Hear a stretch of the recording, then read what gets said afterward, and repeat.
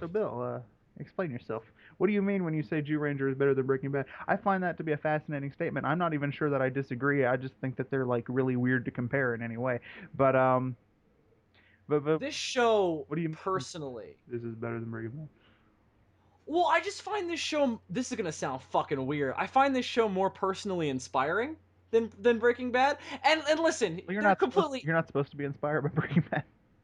well, no, not to do what Walter White does, but certainly to there are certain aspects of the human condition that are inspired. Certainly, I'd say a lot. I'd say some of Jesse's arcs are supposed to be inspiring. But anyway, not the point.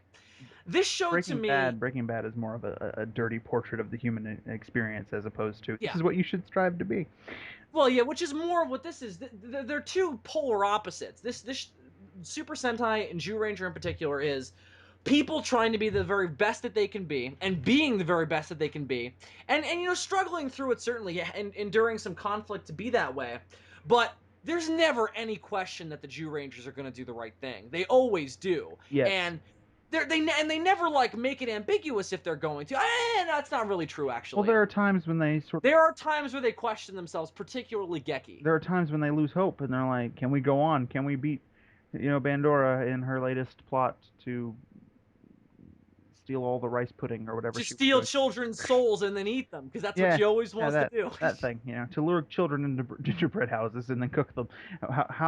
There are times that they sort of lose hope and be like, "We're never gonna," especially May. There are moments where she's downright whiny, but what are we gonna do? But one of them will be like, "Guys, come on," and then the rest of them will be like, Usually it's Boy or Goshi "Yeah." or Geki, I One of guess. those guys will be like, "Hey guys, come on," and then the other guys will be Come like, on. the other guys are like, "Hey, he's got a point," and then they go fight Pandora. Exactly. I feel the same way. But I think what it comes down to is just, I mean, I think it's a virtue of like just what I enjoyed watching more, and I certainly enjoyed watching this more than Breaking Bad. Do I think it's actually better on a narrative level? Of course not. But just in terms of which one do I think is more entertaining for me personally? Well, definitely this, because you've also got to remember the kind of person I am, and I'm a kind of guy who I love two things. I love giant monsters and I love superheroes. Those are my two things. Those are the two things that I live my entire life to satisfy my love of. Mhm. And that's all this is it's 50 episodes of superheroes that I really like, admire, and enjoy watching. You And gotta they've also, you gotta do what the rest of us have done, Bill, and just buy you a damn bootleg of Supaida Man because that's right up your alley. yeah. I understand why you personally are more drawn to Jew Ranger than Breaking Bad. I just thought it was an interesting statement. Well, I Um, did make it. I did definitely make it to fuck with you, and because I knew you would react that way. So I did partially make it to make an exaggerated statement for comedic effect. and I But definitely get I it. mean, Breaking let's Bad is the sort of thing you watch when you're in a very particular mood. yeah, Jew yeah. Ranger, I could pop in almost any time. I think. Although I would almost say that I have to be. Nah, you know what though? Zyuranger is one of those shows that I put it on and instantly I'm like, oh, okay, good, I'm into this now. Like just the minute the theme song starts, the minute you see that Tyrannosaurus head pop up, and you hear the Rah! I'm Yeah. instantly in. I'm First, like, I'm about it. First you grab the DVD off the shelf and you look at it and you realize that you're about to pop in Jew Ranger and you think, what am I doing with my life? Yeah, And then you put it in and you're like, this is awesome. because that's the thing. Like, so okay, so I should bring this up before we get into our top 10 because it's more about watching this show in general than it is just the specific episodes.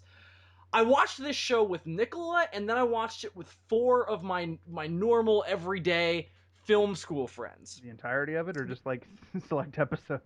No, not the entire thing, just episodes. The episodes that I happened to be I was on when about I to was say, hanging out with them. now I'm really impressed that you got it done in 2 weeks. Jesus Christ.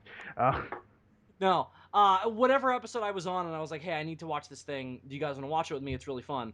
And Nicola was all about it, and she was very into it. And she's somebody who hates Power Rangers. She hates Power Rangers with like a hmm. passion. Whenever I tried to get her to watch it, like when But we would hang out, she'd be like, "Oh God, no." does she share any But of your interest in like Godzilla and shit? oh, it's Nicola. Of course she does. Yeah, she's all into Godzilla and Okay, shit. And I couldn't remember. I mean, well, she grew up friends with you, so I guess it makes sense. Fair enough. Um, Yeah, no. She's very into tokusatsu and all that. She's a huge weeaboo. She's a legit weeaboo. okay, So. so she has more of an end to it than like the average Joe off the street who only grew up with. Well, yeah. So back to my normal friends. This is, normal, but just like my guy friends, my bros, They were as I like, guess you'd they were say. like, Bill, the fuck are you doing with your life? That is exactly what happened. They were like, "This is so weird. You are so weird. What is wrong with you?" And I'm just like, and then my friend said some shit later about like problems he was having with his girl, and I was like, "No, you're 10 times weirder than I am." Um, and oh, I'll remind me after we stop recording. I have to tell you that story. I can't tell that on the air though. Okay. So sorry, audience, you've been left out again. Uh, just like you are with these cool webcam conversations that Dylan and I have, Yeah, where he pats Jet Jaguar on the head. I got props, motherfucker. You ain't gonna see him. Yeah. So they though were just so distracted. What Jake said the most interesting thing. He said the most compelling thing about it because we only watched half an episode before I turned it off. Nicola got through the entirety of the Green Ranger saga. Oh wow, Um, that was good. well, the first evil part. I mean, when Barai was evil. Yeah. So she got to see some good shit, and that's good. She got to see like some of the best shit. Yeah, like I love that story. Um, but they couldn't make it through it. And what Jake said was that what pisses me off about the Japanese is that they just put random shit on screen and don't put a second thought into it. But And that's in that what I moment, love about but it. in that moment, I realized why that show doesn't.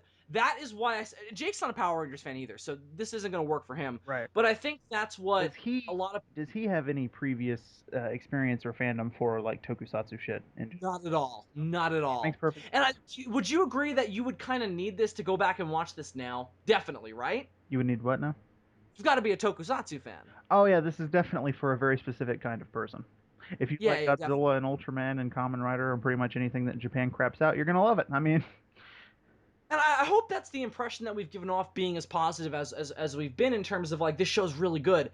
It's good because it's a concentrated dose of what you love now about this if you're a genre. person out It's there, it's a really good thing made in this genre. now if you're a person out there who maybe hasn't seen a lot of tokusatsu stuff, maybe you've seen like the most recent movies, like maybe you saw G 2014 and Pacific Rim, and maybe you've seen like some other Godzilla films in your life. Like I think most Americans have probably like caught a glimpse of him from time to time over the courses of their lives. But you're not really, Certainly, but you're not he's really, pretty big. It's hard not to. but you're not really into tokusatsu shit or anything like that. But you grew up on Power Rangers.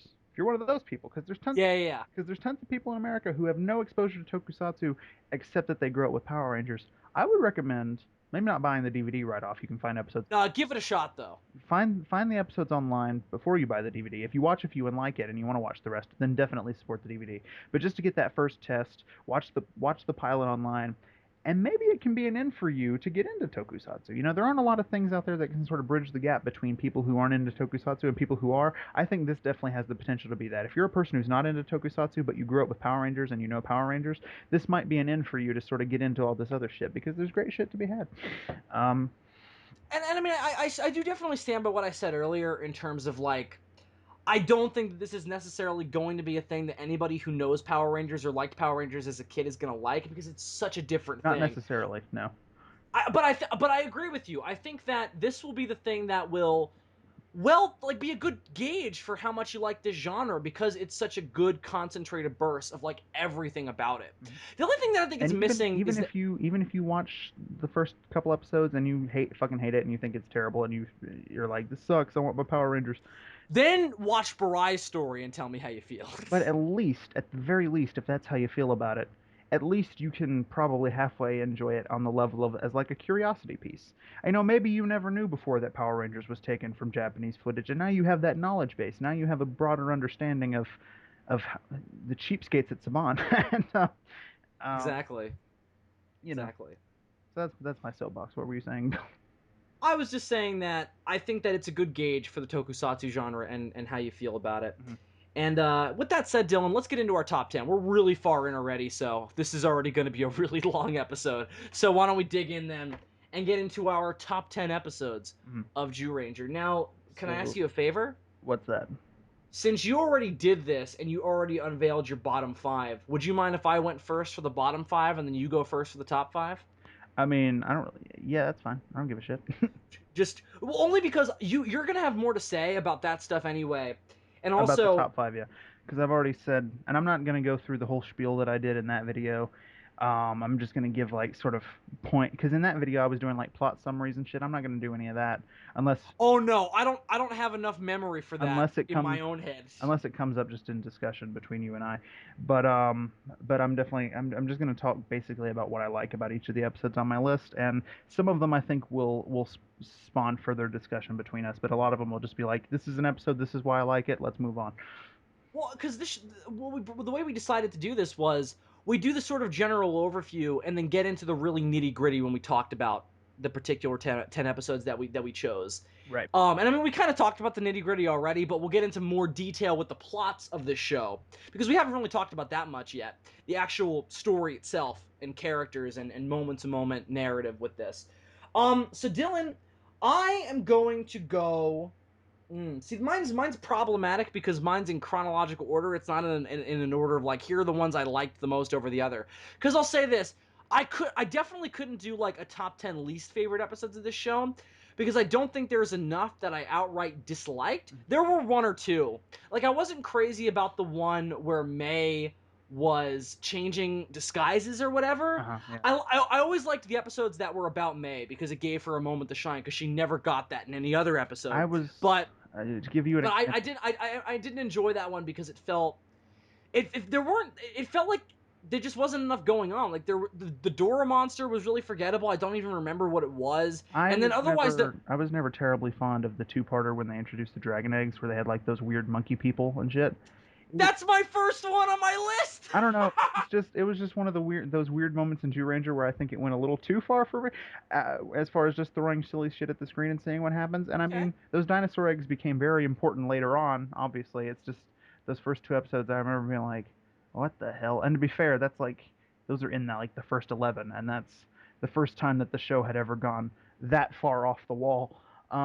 But why do you I like can see those? that. Why do you like those episodes? All right, so why don't we talk about those episodes first then? As they're oh no, I'm sorry, they're actually not first on my list, but we can talk about them now since we brought them up. Run, Prince of the Eggs, and Monkeys No More.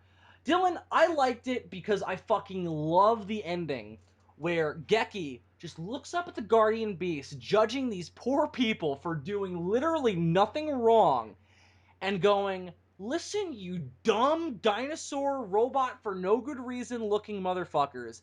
These people have sacrificed and suffered for 170 million years for you motherfuckers. They're not gods. You're a bunch of gods sitting up on there on your cloud doing whatever, but these people make mistakes. They go through struggles to do what they have to do.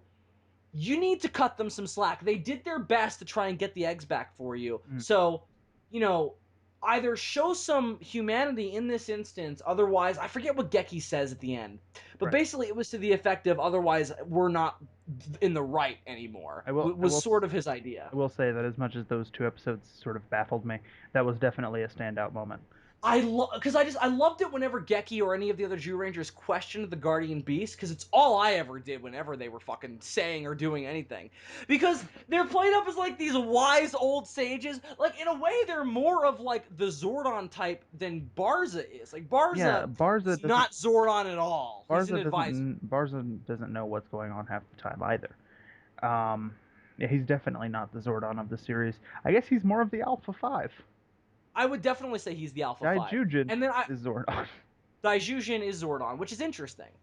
But I mean, the problem with Daijujin as a character is that I mean he's not. He's a plot device. But the problem with Daijujin just as a living presence is that none of what he does makes any sense. So number one, why do the Jew Rangers have to pilot him? Yeah, that's what I because thought. they gotta put the crystals into the thing, because that's what enables him to do the thing. Because he's a robot god thing, and but what? they gotta But the other they gotta problem push the buttons, Bill. The other, all right, Bill Cosby, thank you for that breakdown of this element of Jew Ranger. With the buttons and the crystals and the pudding pops and the doping rope. That's Bandora's like, I'm gonna dope and grope some kids I recently with my simply evil pudding pops. I recently heard that R. Kelly song "I Don't See Nothing Wrong" with a little bump and grind. And the whole time I was just imagining a Bill Cosby version where he's like, I don't see nothing wrong with a little dope and grope. Nothing whatsoever. So, you know, the point being, Daijujin makes no sense, and thank God he doesn't talk that much. Although his voice is fucking awesome. I Oh love it yeah. when it's weird. I love it when he does talk, but it just whenever he does, I just question every goddamn word that comes out of his mouth. Um, or not out of his mouth. It just comes out of the vacuous space around him because he doesn't have a mouth. He just has a faceplate. That's true. I So, have him out. but I just love whenever he's like Zyuranger. I love it. It's great.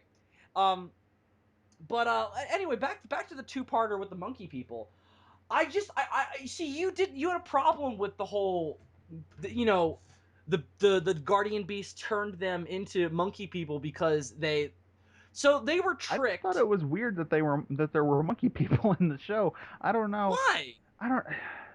Okay. But then when there's humans existing alongside I dinosaurs know. I know. I know. 170 million years But ago. again, I think it has to do with the fact that it happened so early in the series, and I was still adjusting to the series's sort of tone and off the wall goofiness. I wasn't ready for Like, this like, civilization to still be around. Like, where the fuck were they? like if monkey people had popped up in like episode 25, by that time I would have been like, sure, whatever, let's roll with it, you know. Uh, I can see that. it I was can definitely see your it point. was the first. It's not that it was weird because everything in this show is weird, but it was the first weird thing they did that like broke out from the formula, you know. I feel that. I really enjoyed the just I really enjoyed the premise of like the Adam and Eve esque premise of they got tricked by what monster was it? Do you remember? It was Dora. Dora, It was basilisk, important. isn't it? Isn't it a basilisk? Oh, it was. Oh, well, that would explain why it was fucking Adam and Eve if it was snakes. Was it snake themed though? But it was a. See, I Wasn't it a? this was an episode that I really liked, and I can't even remember who the villain was. Wasn't it a chicken? Because Oh, an actual that's mythology. right, Dora Kukulion or whatever. Yeah, that's it.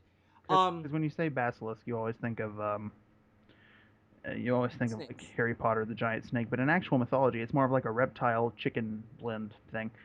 Um, Right, yeah, a basilisk is like a bird and a snake. And that's kind of what this thing was. It's a giant dragon chicken thing. And he tricked the people of the I think that's Talos City or whatever. I think that's what Um, they're called. I don't remember. The Saiyans. He tricks the Saiyans. he tricks the Saiyans into eating some kind of fruit that makes them do so. The I've Tree of barely. Might. He tricks the Saiyans into eating from the Tree of Might. Oh, right. It makes them immortal, or no? I don't remember. See, I feel like I like this episode, but I don't really remember the details of it because Saw this episode way more recently than I did. I have very little I recollection. know I love. I'm like Dylan, help me out, and it's like I haven't watched this episode in like a year, Bill. Yeah, Uh, I a lot of the I just details brushed got up on the lost. episodes I needed. Fair enough. I should have rewatched this one before I did this, but I didn't get the chance to. Right, walking around the So room and whatnot. yeah, exactly. I watched the first disc again last night because those are the ones I watched a year ago. So those ones I felt like I kind of had to rewatch so I could at least competently talk about the pilot. Word. Because I know you're gonna want to bring that up. That's actually not on my top 10, nor is the finale. Interestingly enough. Yeah, Um, see, you have a lot more of the standalone episodes, and I'm much more about the big moments. So, yeah, I think our two lists will give you kind of an idea of the flavors of both sides. definitely. And Although, I think although the monkey two-parter is kind of a big moment because it introduces the dinosaur. the dinosaur eggs, which are like the sort of the day, sort of like the what's the word, uh, MacGuffin of the of the entire season in terms of like Yeah, they're it's a just like huge it's the thing everybody's after. they're a huge deal later on. When they're first introduced, it's just like a little side thing, and like throughout the entire show, they would pop up every now and then, and it would just be sort of like a side plot that I was never too crazy about, just because I didn't like the episodes where it was introduced. But then in the finale, it becomes a huge deal. Um, I just think I liked and the and back. and when it popped back up in the finale, I was able to appreciate it on the level of wow, they set that up all the way back in episodes 9 and 10, and it's good. This show has a lot more of a complex story arc than you might think, Yeah, and there's great continuity actually. there's fantastic continuity. It's an ongoing story too. Every episode ends with "Fight on, Zyuranger" to be continued, and then it's on to the next story. And each one feels like it directly goes into the next one. Like everyone logically proceeds into the next one. Um, it really does feel like an ongoing battle between the forces of the Zyurangers and Bandora, and that works really well for it. And Satan.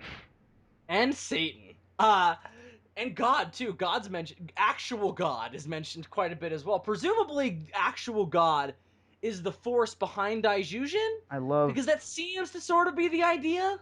Satan in this show. We'll get to that later on my list. We'll get to him, but But just to wrap up on the that monkey, face though.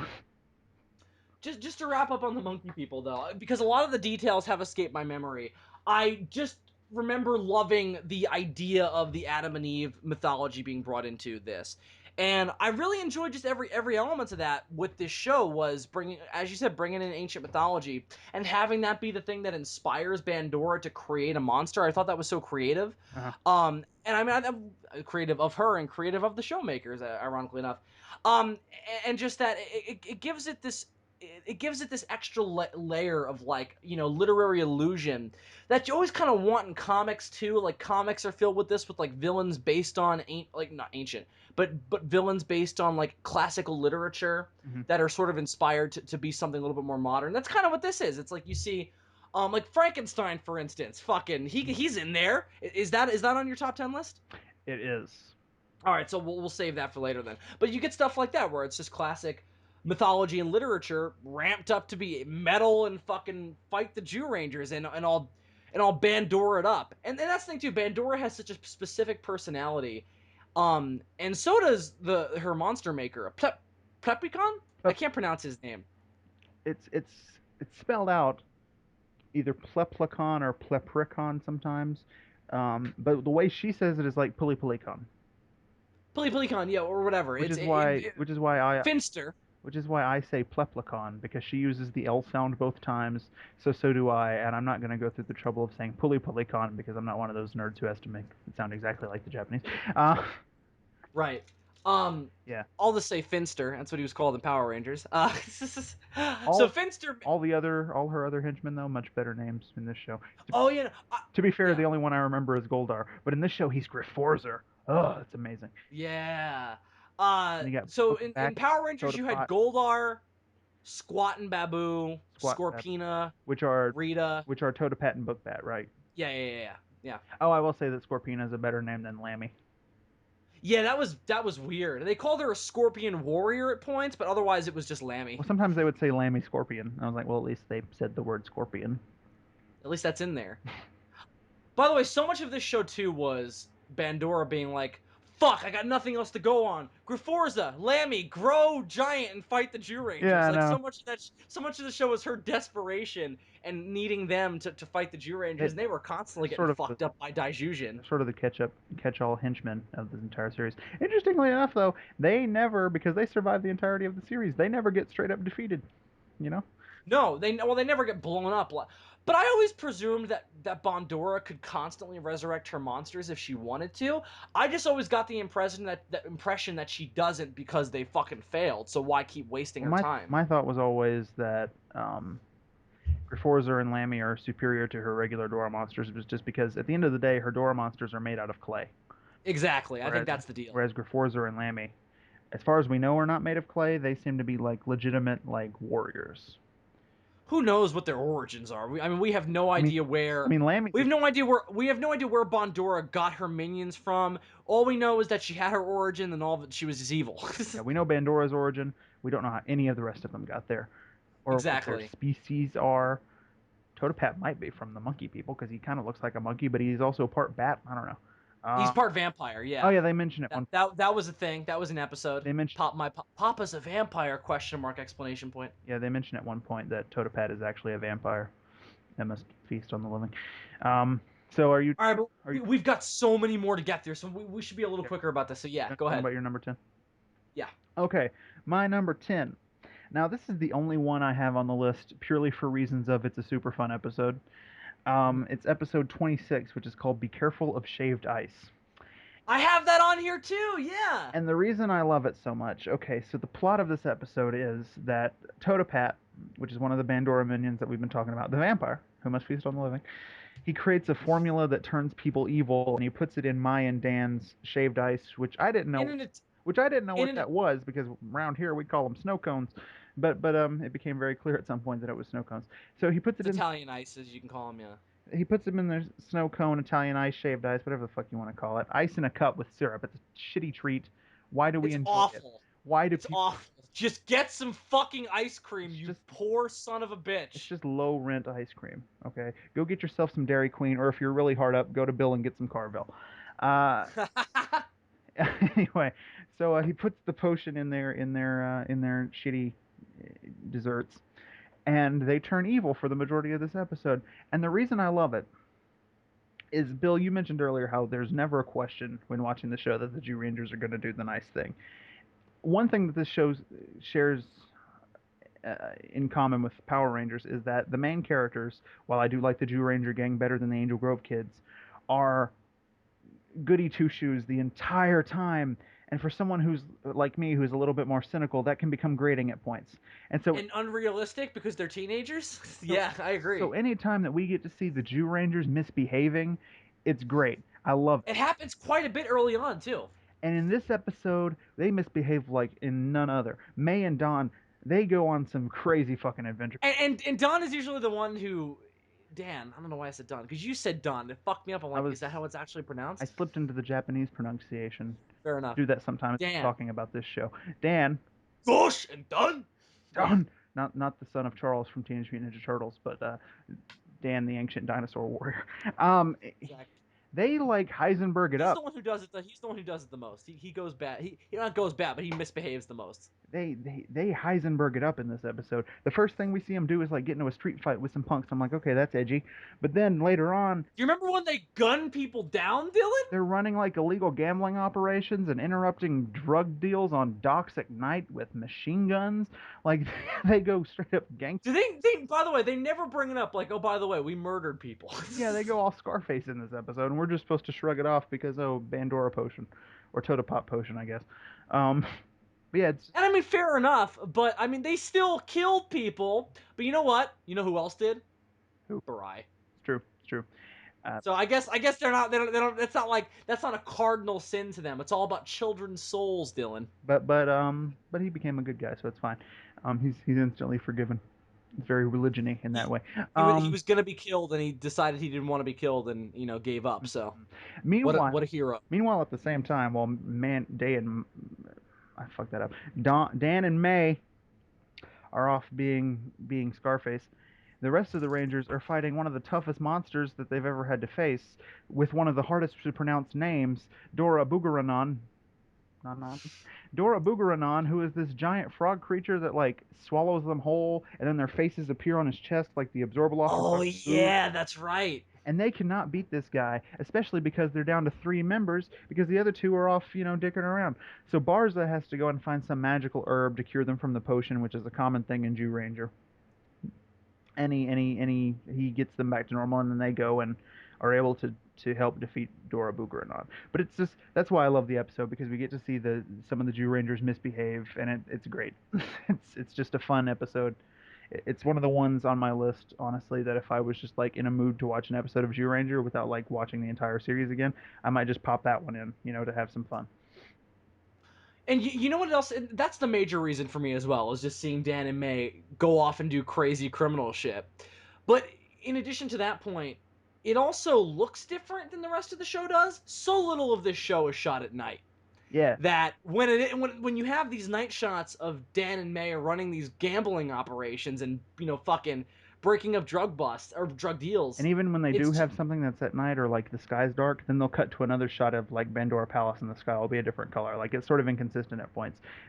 This is the first time we get like straight up night scenes, I think. and it felt like a different kind of flavor from the rest of the show, and it was just nice to see that kind of uniqueness, and nice to see the Zyurangers in different unique situations as opposed to in their fucking gladiatorial gear running around saving kids and palling around with kids. It was nice to see a different kind of atmosphere. Oh yeah. Um so I really enjoyed that about it. But the other thing I really liked about it was the ending. I loved the ending with May going all fucking like Arnie and Predator, having to set up traps and everything in the Oh yeah, woods yeah. for the monster because she's by herself Because at at the end. that point, Dora Booger and Nun, has swallowed all of the other Zyurangers. If all 5 of them had been there from the beginning, maybe they could have stopped him. But no, So Danny. May also feels partially responsible as well. She's like, oh fuck, if we just all shown up initially. Yeah, but Danny and May Um, were off being assholes.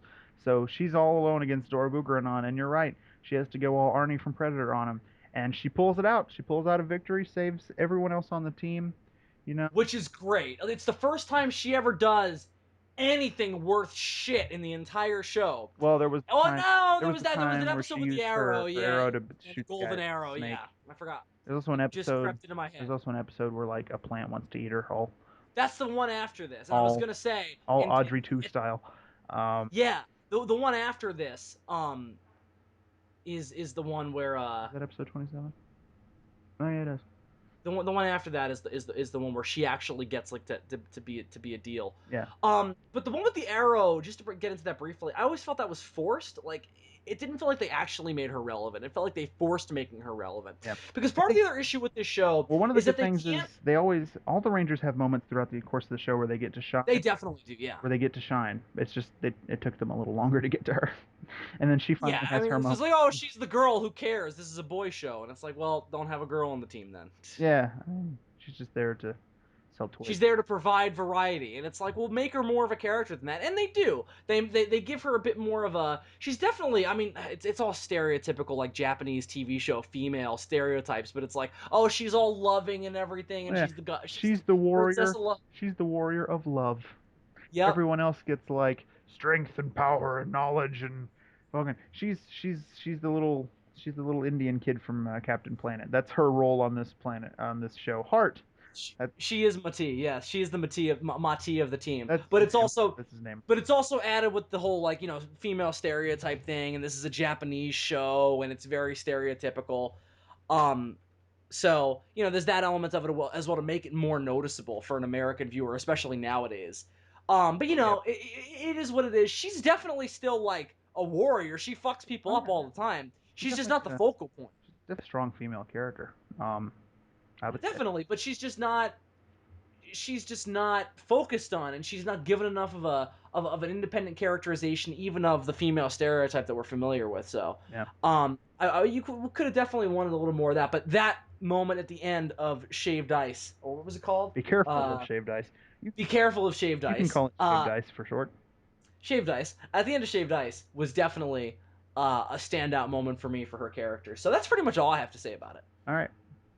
So let's move on then. You're number 9 then. To mine. Well, again, mine are in an order. They're just in chronological order. So the next one I'm going to bring up, although I know it's on your list, I don't know. I'm going to bring up one that I think might not be on your list. I'm going to talk about another isolated single parter. I'm going to talk about My Master. That's not on your list. That actually is on my list. God damn it, Dylan! It's number 8 on my list. All right, so save that one then. Is Become Small on your list? It is not. I don't remember that one. Become Small is the one with the I don't think he's a gnome. I think he's a dwarf who goes up to Bondora's palace after she opens up like tryouts for new members of their group, and This is starting to ring a bell. Bandora, and because Pleplicon, or Finster, is looking for an assistant to help him build clay monsters because Bondora is too demanding. Mm-hmm. The Zyurangers are destroying them quicker than Pleplicon can pump them out, which isn't true because he's got like a fucking shelf full of them that haven't been used yet. Yeah, I always assume that those are ones that he didn't have faith in or whatever. Because he's very he is a typical artist. He's very critical of his own work. Half the time he makes a monster, he's like, it's not finished, it's gonna suck. Yeah, every time he's like, oh, this is a fucking disaster. There's only one time I can think of where he's like, this is my greatest achievement, and that's in the finale. When he builds the thing that Kai drives, right? The fucking Gundam, the fucking Gundam that pops up in the middle what of is it Rangers? called though? It Dora has a name. Taros. Dora Taros, that's it. Which it had another name in Power Rangers, didn't it? Wasn't it like Cyclopsis or something? Cyclopsis, I think, is the name. Yeah. Whatever. So the reason why I put Become Small on this list is because it just had the most fun, like one of the most fun premises. So in it, what happens is, I do remember this one now. Okay, yeah. So he gets kicked out because he's like, you suck. Because he brings one of his some of his clay monsters to life, and they're not. It turns out they're not monsters. He's like, "Oh, I would like to get better at my clay craft. But I just like to have fun. I just like to make fun things out of clay." And they just turn into, it's like you know what it reminded me of? It reminded me of the toys at the beginning of Dragon Ball Z Resurrection F that are in the parade, in front of Frieza's cocoon in that tree. You know what I'm talking about? It reminds The me toy animals. It reminds me of World's Strongest Bridge, where Dr. Wheelo just wanted to make some cute little Pokemon creatures, and then Cochin turned them into Bio Warriors, and Dr. Wheelo was like, "What the hell, man? What did The you do exactly. to fucking What did you do to the? Oh shit! What are they called? fucking I forget what their names were." I don't remember either. But in this, obviously Bandora is not pleased because they're cute, and she wants nothing to do with them, or nothing to do with fucking Captain Dwarf either. I forget his name. If only they had been deceptively cute, but also deadly. Then maybe they would have flown. But no. Well, one of them was a bear, Hmm.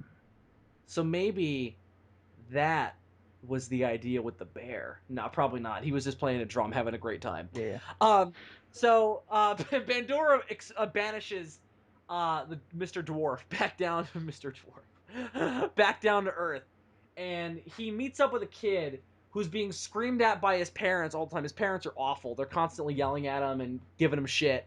And they team up. It's kind of like I thought it was supposed to be a reference to Rudolph the Red-Nosed Reindeer, or it's supposed to be an allusion to that, because they're all about how they're like, oh, we're both misfits and we're gonna go off and we're gonna be together and we're gonna get revenge on the world. That wasn't the idea in Rudolph the Red-Nosed Reindeer, but that was the idea in Zyuranger. But I kind of got that sense You with the kid started off. meeting up with the elf creature. You started off giving me the plot of Rudolph the Red-Nosed Reindeer, and then it devolved into the Island of Misfit Toys rebelling against the rest of the world, which is a movie I would like to see, actually. I would very much so like to see that. Invasion of the Misfit Uh, Toys. But anyway, so the premise is they go around, they start shrinking stuff. He pulls out this bottle and he's able to shrink stuff. Yeah. And he pulls out this bottle. I forget why. I think he was collecting stuff to base his clay sculptures on. I Yeah. think that's what he explained. But he just wanted to collect stuff. So he gets like a jumbo jet and a train and a couple of the Zyurangers driving a car at one point. And that was my favorite part, where I think it was Dan and Boy get trapped in that car and fucking they land in the railroad tracks at one point, and May has to save them from getting run over by the train. But they're just freaking out the whole time. There's a whole bunch of just interesting like stuff they do with the whole they shrink stuff down angle. Like there's one moment where like, because the other thing is they're not really evil either. That's another thing that I really This is like the about it. one. It's This is the one where Dan and Boy are in the car that they shrink and then they put it yeah. on the railroad tracks. I was just talking about that scene. Oh Yeah. yeah, yeah. And I love episodes where, and this happens quite a bit, and I think two more of the episodes on my list feature this, where Bondora takes somebody who's not evil and misleads them to doing something bad. I mean, this happens a lot with kids, but I mean just like stuff she uses as a weapon even. Um, and like she'll use that to fuck with the Zyurangers, and this is an instance of that, where these are people who have nothing to do with Bondora except for Bondora cast this guy out, and they go out to fuck shit up, and they end up, at first they're like, oh no, fuck you, Zyurangers, and they shrink them down, and then they end up being like, oh shit, we did a bad thing, because they end up listening closely to one of the bottles, and they hear like a jumbo jet, and they hear the people inside going like, we can't breathe, get us out, please. So they're like, oh, we may have done something wrong here. Um, so I really like that element of it. I also really like the ending, where they're like, because there's also this debate throughout the episode. The episode's actually about something, as opposed to its Power Rangers counterpart, which wouldn't necessarily be about that. This is about the idea of how do you raise children? Do you scold them for doing something wrong and scream at them, or do you, make sense, try to make sense with them and try and logically reason with them as to why they did something wrong and try to help them grow as a person, as opposed to just venting your frustration on them and screaming at them. Dylan's shaking his head disapprovingly. Yeah. You can't reason. You can't reason with children. Well, you should certainly try, and that was the Children, point. children are terrorists, and I do not negotiate with terrorists. Dylan more sympathizes with Bondora in this show as opposed to, or I forget which Jew Ranger was like, no, you gotta scold them. I In think it many was Dylan. cases, yes. In the last episode, when they're in the vase, she's singing her theme song, and this time there's like some new lyrics we've never heard before. She's talking about how children, they never listen, and they're just awful little dirty creatures. And I'm sitting there reading those subtitles, I was like, she gets it. Yeah, yeah. You didn't sympathize with the Zyurangers at all, then, did you? Bar- at the, by the end of that episode, I was totally sympathizing with Bandora because of what they did with her at the end of the show in terms of what her backstory was and shit. We'll get to that later on in the list, though. Yeah, we'll talk about that, but yeah. So I mean, that's pretty much all I have to say about Become Small. I just thought it was a fucking blast.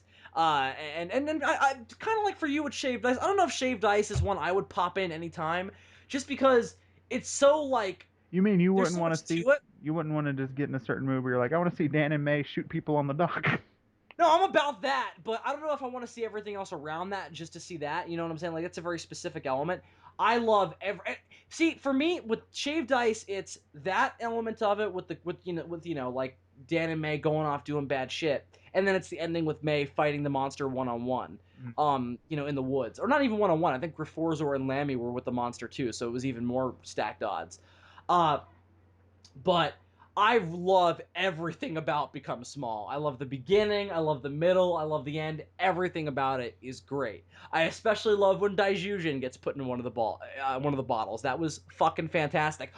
Oh, I also Bondora is involved too because she makes them grow, which was insanely fucking fun. She makes Mr. Dwarf and the kid grow to Daijujin size Yeah, and I they remember fight that now. Yeah, I Daijujin. think it's the only time we That was like. so great. I think it's the only And time that they we get do like a regular kid like being turned giant like that. Like the whole we've had people doing that because it happens to Barai and it happens to Lammy, but just some kid off the street turned into a yeah, giant.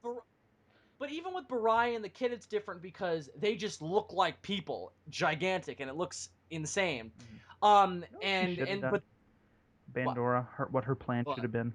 She should have just took a bunch of babies, not lying in the cradle can't in the cradle, not lying in the crib can't do anything kind of babies. I'm talking I'm talking roughly 10 months old babies who So are toddler. walking around destroying everything in the house. Take a bunch of them, grow them to giant size. They'll destroy the city in no time flat, and the Jew Rangers aren't gonna attack them. They're not gonna That's true. they're not gonna kill babies. Goddamn, that's a brilliant plan. But she's probably like, I don't want to deal with kids. Yeah, This is that's her whole this thing. is why I would make such a great movie villain. Every time I watch a movie, I'm like, you could have just done this, and you would have won like 2 hours ago. Right, Dylan, you'd be a great villain. I agree. As your friend, I agree that you'd be a great villain. um, but all right, that's all I have to say about that episode. So I Okay, love it a lot. let's move on to my number nine then. Taking up the number nine spot on my list is the two-part pilot for the series. And we already talked a little bit about this before, but the reason I love this pilot is that I think it is the perfect pilot for this show. It does the best job you could possibly do introducing this show and the premise of this show and getting a person into this show. I remember when I first saw this, again, it's the pilot, so it's the first episodes I ever saw. Um, how it just drew me in almost instantly. Once I got over the initial weirdness of being like, it's the Japanese Power Rangers. Once I got over that initial weirdness, which doesn't take very long, this pilot just hooks you. And again, I think it has to do with something I mentioned before. You really realize how limited the Power Rangers was in terms of the stock footage that they could use. Because some of the shit that happens in this two-part pilot is fucking off the chain. My favorite examples: the scene when they're on the beach and you see Bandora appear over the ocean in like this giant like portal thing, and like she stretches out her staff in a great example of early '90s CG. At least I think it's CG, and like she I don't attacks them, remember this. and then she like stretches her hand out over the ocean and like shoots like red lightning at them. Like it's just visually stunning. And then you get the part in the second part of the pilot, I think it is, the fight between Tyrannosaurus and Dora Titan, which has become one of my favorite tokusatsu fights. There's this great shot where like you see them lock arms and then the camera comes out from like under Tyrannosaurus's tail and like you move away from them and it's just you really get the sense of scale and it's one of the best fights in the whole series and it's in the first two episodes. They really threw everything they had into the first two, really the first 6 episodes of the show were all great, but you can really tell that they threw everything they had into these early episodes to get you hooked so that later on they could do some of the more lackluster plots and get away with Right. it. But I mean, this pilot is great to me because it gets you invested. Once you watch these 2 episodes, if you're not excited to watch more, then clearly this just is not the show for you. because You know what everything show? because everything great about this series is in these first two episodes, I think. You know what shot really got me, and it's similar to the one you were describing with Bondora reaching her staff out over the ocean. I don't remember that at all. I watched the pilot last night. I don't know how I don't remember this, Oh god, but I might still have a screenshot of it in my computer from when I did that video. I'll see if I can find. definitely.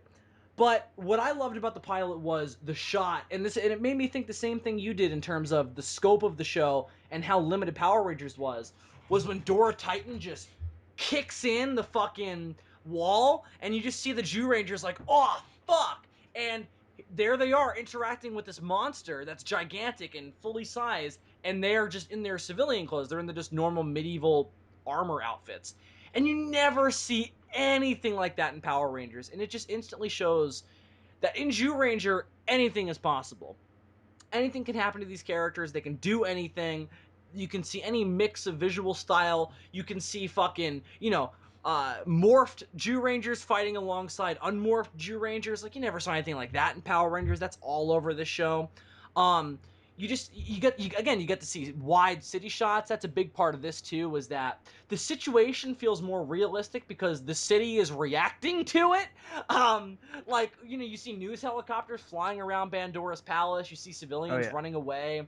There's an impact of it. I There's a love scene I where love when she first people are shows up. arguing about the on the news about whether or not aliens are involved, and somebody's like, "You're always blaming the aliens," and that's what made me think, "Oh, is this a reference to other Sentai shows?" I love when she first shows up and like just buildings moving around like chess pieces on a board. Like she just wrecks this city. Like she really goes all out in her first episode. It really makes you wonder what she's doing in some of the later episodes.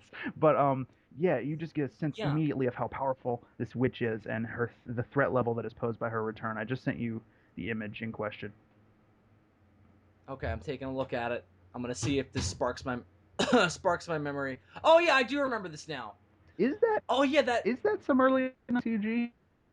no, that's a superimposition. Okay, because I couldn't tell. It was so well done that I really couldn't tell It how. looks way too good to be early '90s CG. It's got to be a You know, superimposition. you're probably right. I was probably thinking of like CG from like later '90s. It's just it was pulled off so well that it made me question how it was done, which is saying something, you know.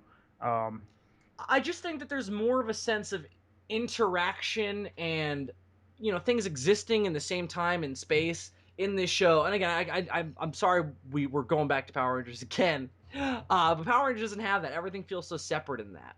yeah, And that's the last thing I'll say about it. I know we wanted to get away from that a long time ago, so. But you just reminded me of it with that, and again, it definitely this show definitely sets itself apart from Power Rangers in its pilot, and immediately establishes what it is and who it's for and its tone, and that's also what I really like yeah. And about it. it worked great at the time because it was just to get kids into this new Sentai series that they were going to be doing. It worked great at that time, and it works great in our case now, watching this show with having Power Rangers in our background, because it immediately, like you said, sets itself apart from Power Rangers in your mind when you watch these first two episodes. It makes you say, oh, this is what I'm watching. This is what people keep talking about being better than Power Rangers, and I see what they're fucking talking about. Yeah, definitely. It just immediately sets itself out as like this feels like a real TV show, kind of like people are doing things. It feels like there's some production quality to it. It feels like there's some thought put into it. Yep. Things make sense when they happen, and that all starts in the pilot. So I completely agree. Now, Pilot's not on my top 10 only because I feel like the second part doesn't live up to the first part, mm, except for that last fight. yeah, that fight, Except for that last fight. the fight's Once amazing. they get the shuttle back, they launch it at Dorotaros' fucking face. That was Yeah, awesome. yeah, that was, That's all great. yeah. They I thought it was But everything leading up to that, I think, is a little bit like it's kind of I thought forgettable. it was weird that they had to introduce another Dora monster in the middle of the pilot. You had Dora skeleton popping up. That was a weird thing. That was That was weird. Did you need that? Why couldn't Dora Titan just be? Wouldn't it have been I more think I interesting if they think just because had a giant monster be the threat? And they're like, how the fuck are we gonna stop a giant monster? I think it's because they already established Dora Titan being gigantic in the first episode, and I think with it being the pilot, they wanted to establish the Rangers fighting on the ground as well as the gigantic like tokusatsu fights. So I guess But they had Reforzor for that, yeah, they could have just used Griforza, but and they did. but they didn't. And then we have one of those dark rooms with a tree. Actually, I don't think it was a tree, but they had one where they were fighting No, it was a skeletons, cage. It was a cage in the middle. and he was fight, and they were fighting these skeletons. It wasn't like Dora skeleton. There was like a bunch of dudes in skeleton outfits that they fought. Or no, it wasn't a cage actually, because the cage was in the Cage is in the first first part. in Bandora's palace. That's when they get kidnapped because they can't get Geki up. Yeah. By the way, that was something I Oh, forgot that was about. another good moment. Bookback is literally barbecuing them alive. There's like flames Yeah, on the cage, and he's spinning the cage and making the flames fan higher. yeah. I also just love fucking Barza in front of Geki's like door to wake him up, and he's launching a fucking cannon at it.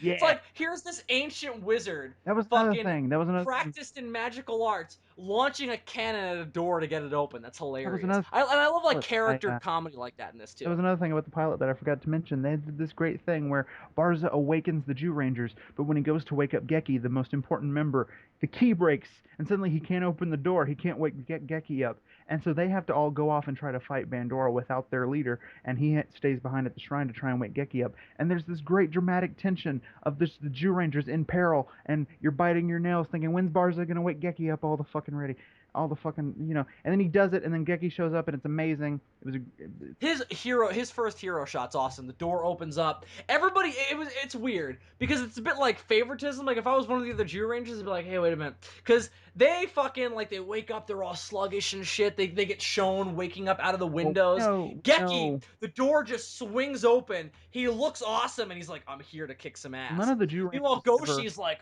oh. none of the Jew Rangers ever question that Geki is the leader. I think it's clear that they have a past. Like 170 million years ago, they did some fighting together, and so they know that Geki's a badass, and so they all sort of defunct to him as leader. There's twice in the pilot somebody says, "You are our leader, Geki." Now the audience knows that you are our leader. It's not even that he's the leader. It's just that he's getting like insanely special treatment for no reason. Yeah, Like, why does he get a bigger door? Like, why does he get like, he gets all this shit. Barza I wakes think him it's up last. because Wouldn't you think Barza would wake him up first, as opposed for just the dramatic reveal of waiting until he's last? I've thought about this. Just if I'm Barza, I'm gonna wake up the leader first to lead the other people. I've been thinking about this, and it's clear to me that out of the original five members of the team, the two most powerful are Geki and Gosh. Gosh! Definitely. Gosh. And I think it's because the size of their Zords, just to put it. Because Geki's Tyrannosaurus creates the main body of Daijujin, and then Gosh's mammoth is like the second biggest component of Daijujin. It forms both arms. I don't know if there's a direct Right. correlation between how powerful they are and which like Zord they're assigned, but it just seems like the lesser Rangers have like the smaller Zords that are like legs and a chest plate. I think it's an age thing more than it's a power thing because the Zyurangers all seem to be rather even keel when it comes to just raw power. It's more like skill that separates them at first, anyway. Yeah, I mean, obviously when Geki gets Barai's powers, I mean that's a whole different story then. and then he's But two just Rangers in early on, one. Yeah. yeah, exactly. Even though it doesn't really reflect that when he's fighting, it's weird. Um, but I just feel like I just felt like you'd think they'd be asking a few questions. It felt a bit like the preconceived like formula of Sentai was one of those few moments where I felt like it was getting in the way of the episode. You know what I mean? I don't know. It's not really a Yeah. big deal. I'm just we're just talking about it. We're stretching now. We're making it seem like a bigger deal than it is. It's not a big deal. I know what you mean. Now, we've already established that my number eight is on your list as well. So you just want to get into talking about it, Yeah, let's do it. So number 8 was my master, which is episode and it was 11. 11 of the series. It's the last one that I watched before I stopped watching the internet episodes and then picked up the DVD later on.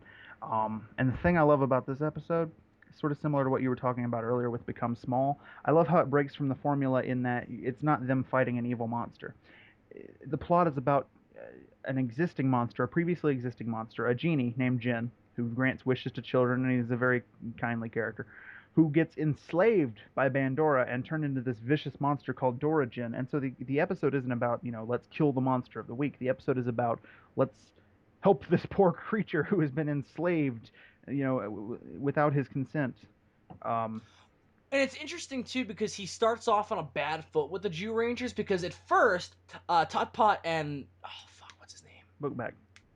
And Bookback, they get the genie first. They find Right. the lamp first. They And find it seeing just like they use them. I love this is why I love Zyuranger. They use a magical fishing rod that, as Tot Tot says, will capture anything magical on Earth and bring it to them, and they get the lamp and they awaken Jin. why they don't And use the this one much more often is beyond me. Half the I items don't know. It's the only time we ever see it. half the items that the Zyurangers have to collect throughout the series, they probably could have got first if they'd just been fishing a little more often.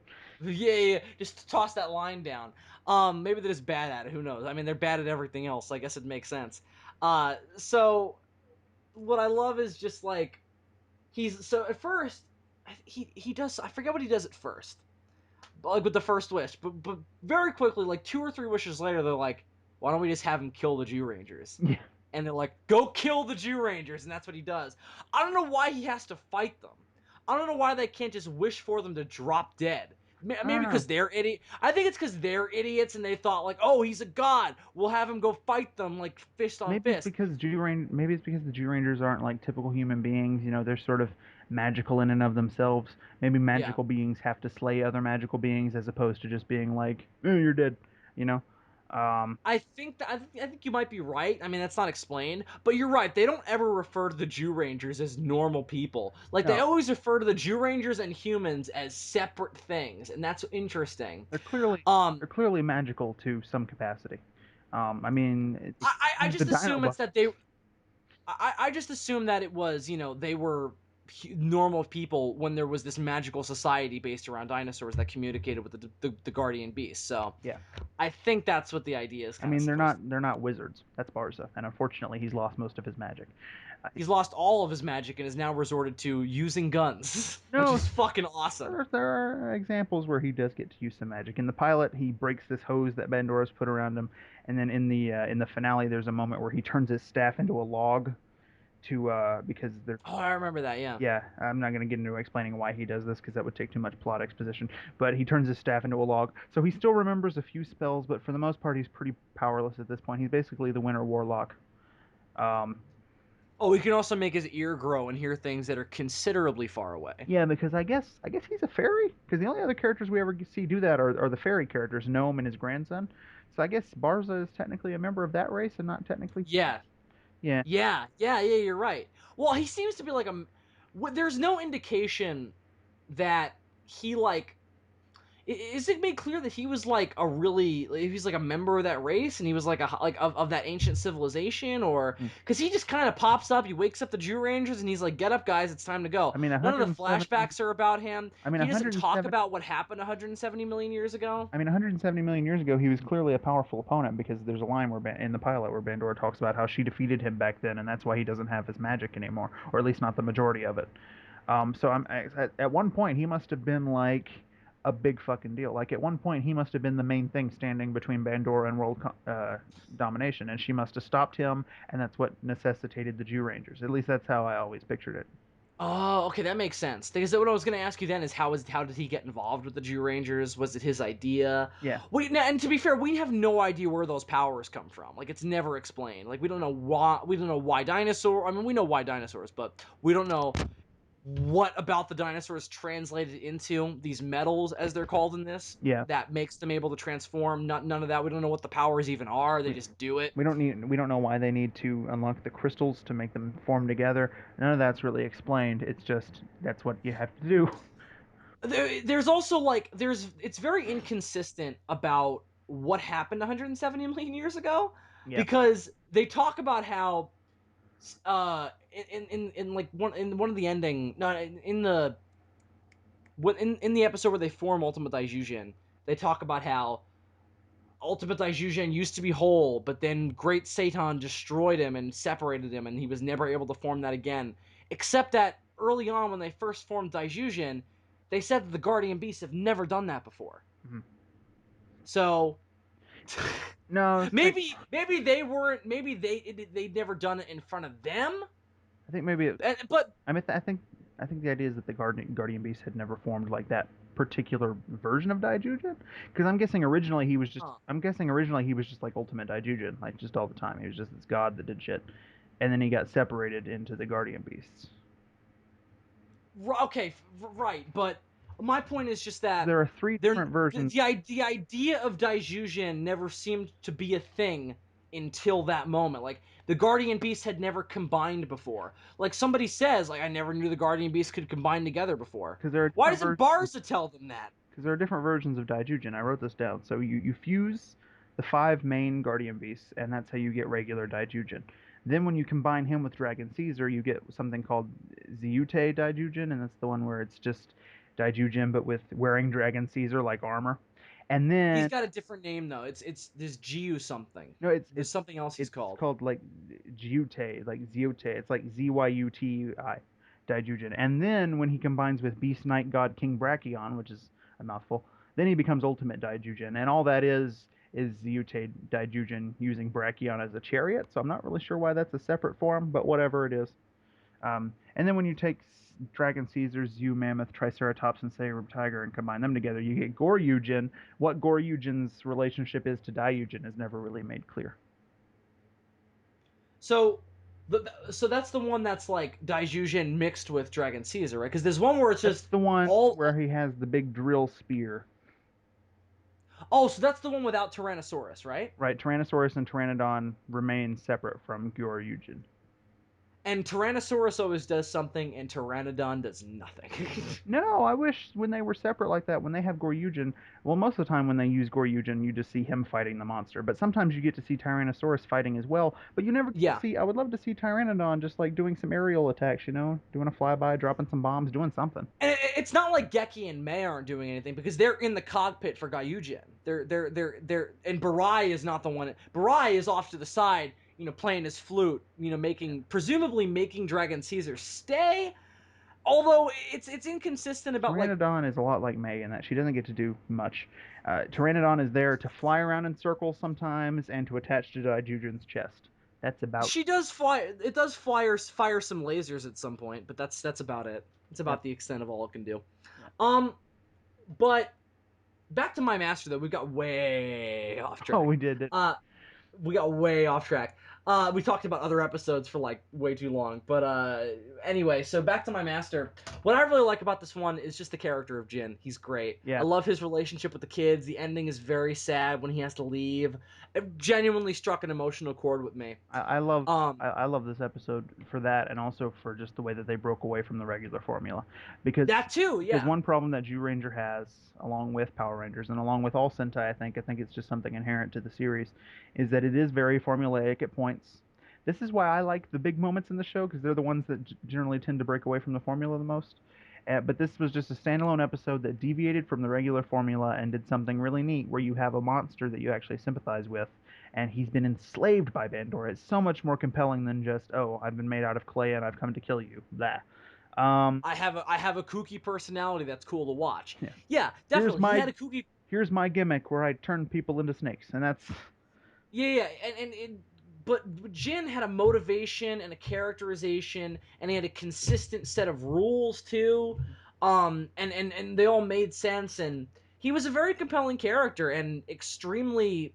It worked well for the drama of like we have to find all these pieces of this lamp to save our friend. Otherwise we're gonna have to kill him. That was really nice and just really nice. It was really clever. And you're right. It made the stakes higher because it wasn't just we're just gonna form Daijujin and blow something up. Like that's not what it was about. yeah. They had I to think in find the end that's kind of where it ended up going. I don't remember why, well, they but had to find the pieces of his original lamp, and they had to destroy the lamp that Bandora had made because that's how she took control of him. She destroyed his lamp, and then she created like a new lamp that enslaved him. So they had to find the pieces of his well, she original lamp. created. She found out that it's all about the lamp that you put the genie in that'll determine their personality and what they fight for or what they serve. Yeah, And because Jin's is apparently like neutral, I think they say, so he'll serve anybody. But the one that she makes is exclusively for evil purposes. I yeah. guess you could make one that's just for good then too. I guess So you they could. should probably just do that. You could They should do probably one, and make he that. would become like Angel Jin, and he would just save the Earth. And he would do it 11 episodes in, which is probably why they didn't do that because they had like 39 more of these that they wanted to make. Now, Dylan, be honest with me. Did you also like it because Jin looked just like Beerus? Well, the first time I saw this episode was pre-Beerus. Oh, okay. I had not seen Battle. Really? Wait, before Battle of Gods? Yeah, because like I said, I watched Zyuranger the DVD like a year ago. Watching those When did Battle of Gods come out? watching those episodes online was like a year before that. Oh, okay, never mind. Then that makes sense. Battle of Gods came out in like 2014, didn't it? Okay, yeah, I I would have remember that. Makes watched sense. I would have watched this episode earlier that year. Um, I did, however, enjoy the allusion to the Egyptian god Anubis that was made by his design. So yes, Hmm. his design did appeal to me for reasons, just not the ones that you anticipated. It's because it didn't even occur to me till just now thinking about Jin's design. I was like, oh, he looks like Beerus. That's awesome. He does. But yeah, I loved this one. I really enjoyed this one. He looks like a mixture between Beerus and Majin Buu because Majin Buu looks like a genie unintentionally. He's not supposed to be a genie. They call him Bibbity bobbity boo thing, yeah. Jinbu sometimes in the manga translation, but that's actually a mistake. He's never intended to be a genie in any shape, form, or fashion. He's just designed that way. You think it's because he comes out of a ball? It's supposed to be like he comes out of a lamp. I don't Maybe know. that's what. I don't know. Maybe that's what Toriyama was thinking. Well, if you look at his design, he definitely harkens to genies, and he uses a lot of smoke, which is a trademark of genies. But he's not supposed to be a genie. People think he's a genie because of the word Majin, but that's actually just like evil person in Japanese. So, Right, right. um, And his name is based on the whole bibbity bobbity boo thing. So yeah, that's more about witchcraft and wizardry. yeah. Schools for it, Dylan. Will you go? Don't. Because I'm a Muggle. Right. I You can't go die. there. People are like, I'd love to visit Hogwarts. No, you wouldn't. They're terribly racist over there. They hate Muggles. They're so racist. You can't even see the place. The place is enchanted, so that if you're a Muggle and you look at it, it just looks like a ruin of a castle. Oh, that's exciting. You can't go. It's impossible. I'm crushing your dreams. Fucking Harry, Shut up. fucking Harry Potheads. Dylan, there's only one more thing I'd like to say. I was sort of like mixed on the design for Dora Jin, which was the evil version of Yeah, they Jin. just took regular Jin and made him a little scarier. Like they gave him some big teeth and But they shit. just slapped shit on him. Like they just slapped some crap on his back and on his face to make him look a little evil. Yeah. But I had two thoughts about it though, because on one hand I was like, are they making fun of Bandora's usual monsters? Because it almost looked like a parody of what Bandora usually created. And if that was intentional, brilliant. If it wasn't, well, it just kind of looked like a half-assed monster design. That was just done because we're already halfway through the episode and I we just just got to get through this I part. just don't think they had enough budget to really worry about creating a completely alternate design for Dora Jin. You know what I mean? I I mean, agree. they eat up. I mean, this is episode 11. They just ate up a shit ton of budget on the first six episodes alone, because the first six episodes of the series are like so fucking good. In a way, the first 6 episodes kind of feel like Oh, they and this feel like is a bit of an ongoing arc because it's like it's the Zyurangers getting their original armor, like their original weapons back. yeah. Oh, and this is also right after the Monkey People two-parter, so that was a big thing as well. Um, Yeah, that was also a big status quo shift with the dinosaur eggs. But you know, I really liked this one. Is there anything else you wanted to say, or should we move on? I think that's about it. Yeah, let's move on. So, I'm next, right? Or Correct, because we did eight sort of together, and before that I had been talking about my number nine. So it's time for you to pick one on your list to talk about for number seven.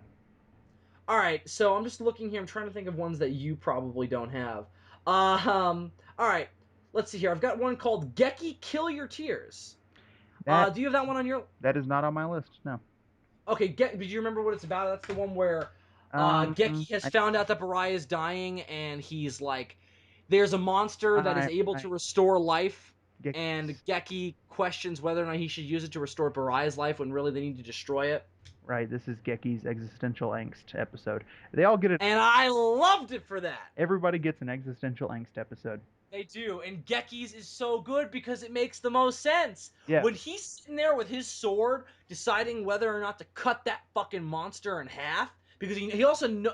What I also like is that so the conflict is he knows that this monster, because Bandora tells him so, will be able to restore life to the dead. Now, obviously, because he's not an idiot, Geki doesn't believe her. So she proves it to him. She fucking blows a bunch of flowers away and then lets them regrow, and proving that his power works. Now, I do like that he ultimately doesn't go with it and lets her do it, because I doubt that it would have worked that way if she would have actually, let him go through with it.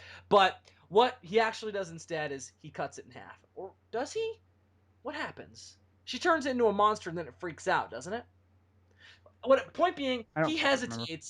he hesitates, something goes wrong, and then the fight is prolonged, and Goshi is like, bro, what the fuck happened here? Are you okay? Are you good, bro? Like, I love that moment where Goshi basically just looks at him and goes, you good, bro? Like, Yeah, that's great. Goshi's always the level-headed one of the bunch. He's always the one to be like, I love that moment. he's always So the one to be great. like, yo, we cool? Everything going on? Everything going okay? Such a You such a fucking s- self. such a switch from the Black Ranger from the previous series, Jetman. That man was just a badass. Okay. I love Goshi so much, though. Yeah, There was another episode.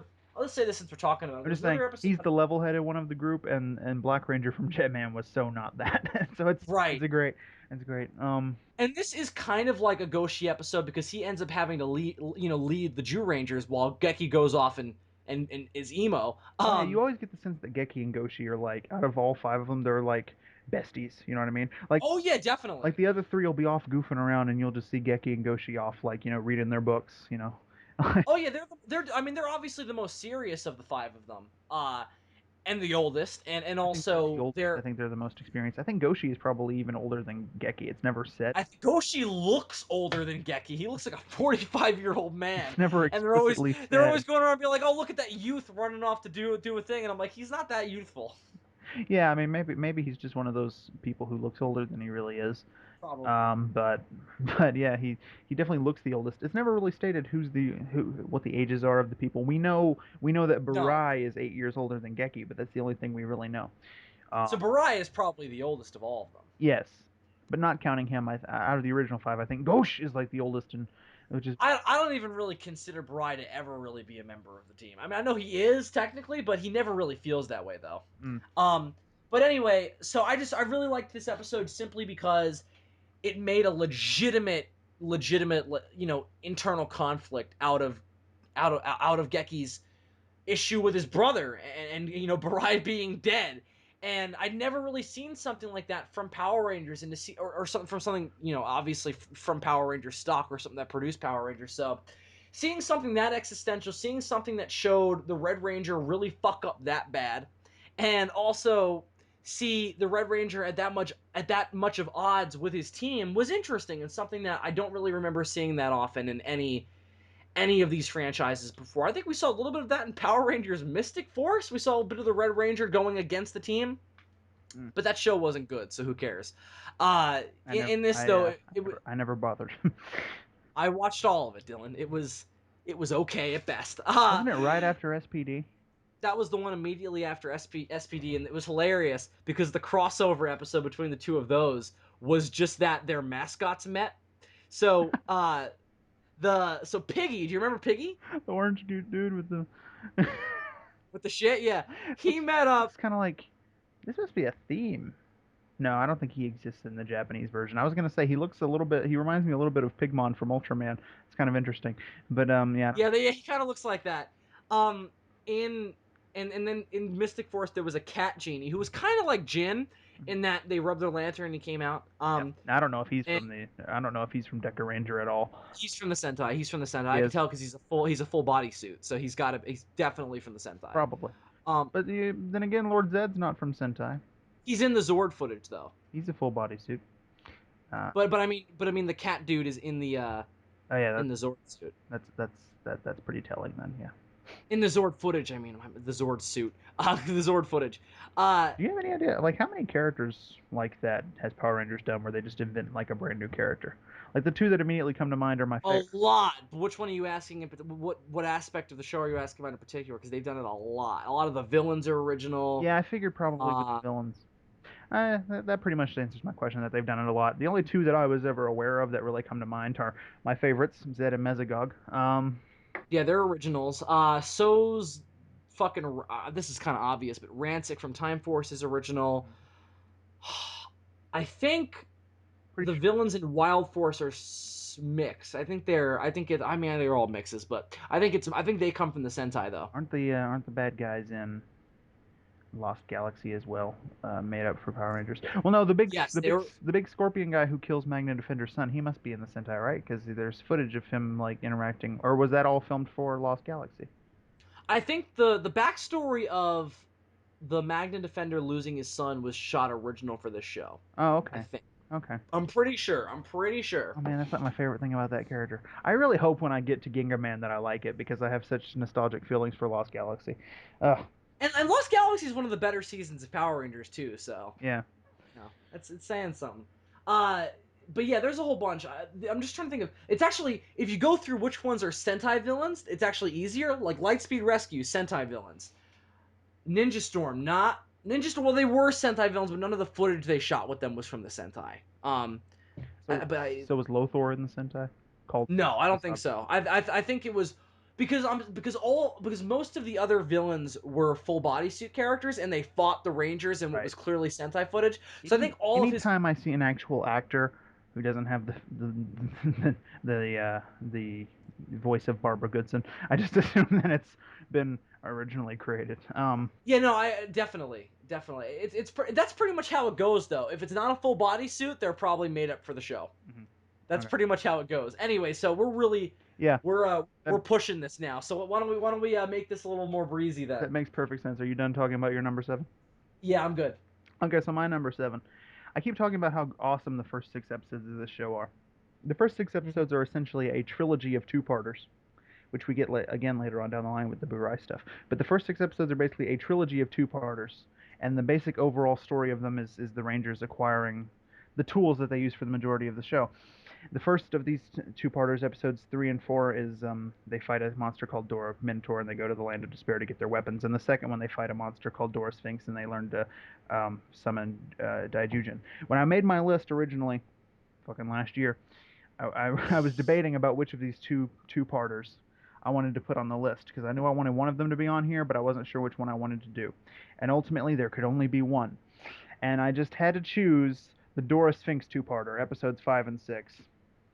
Dylan, I agree, and I had the very same issue. I also had the Land of Despair two-parter on this list, and it was conflicting because I had too many on there, and I was like, I got to get rid of one, and I got rid of that because I couldn't remember it as well as the Dora Sphinx two-parter. Because I think the Dora Sphinx two-parter is one of the most memorable, Oh yeah. just one of the most memorable conflicts and villains in the entire Well, I do want to kind series. of give. The only reason I brought it up and went through the trouble of explaining all that is that I do kind of want to give the Land of Despair two-parter like an honorable mention. And the thing that was cool, Definitely, no, it's great. It's awesome. I the thing love that it. was cool about it is Dora Minotaur was a scary monster. They got their legendary weapons in it, so that was cool. And the Land of Despair itself was an interesting idea, where if you like give up and start to cry or whatever while you're there, you turn to stone.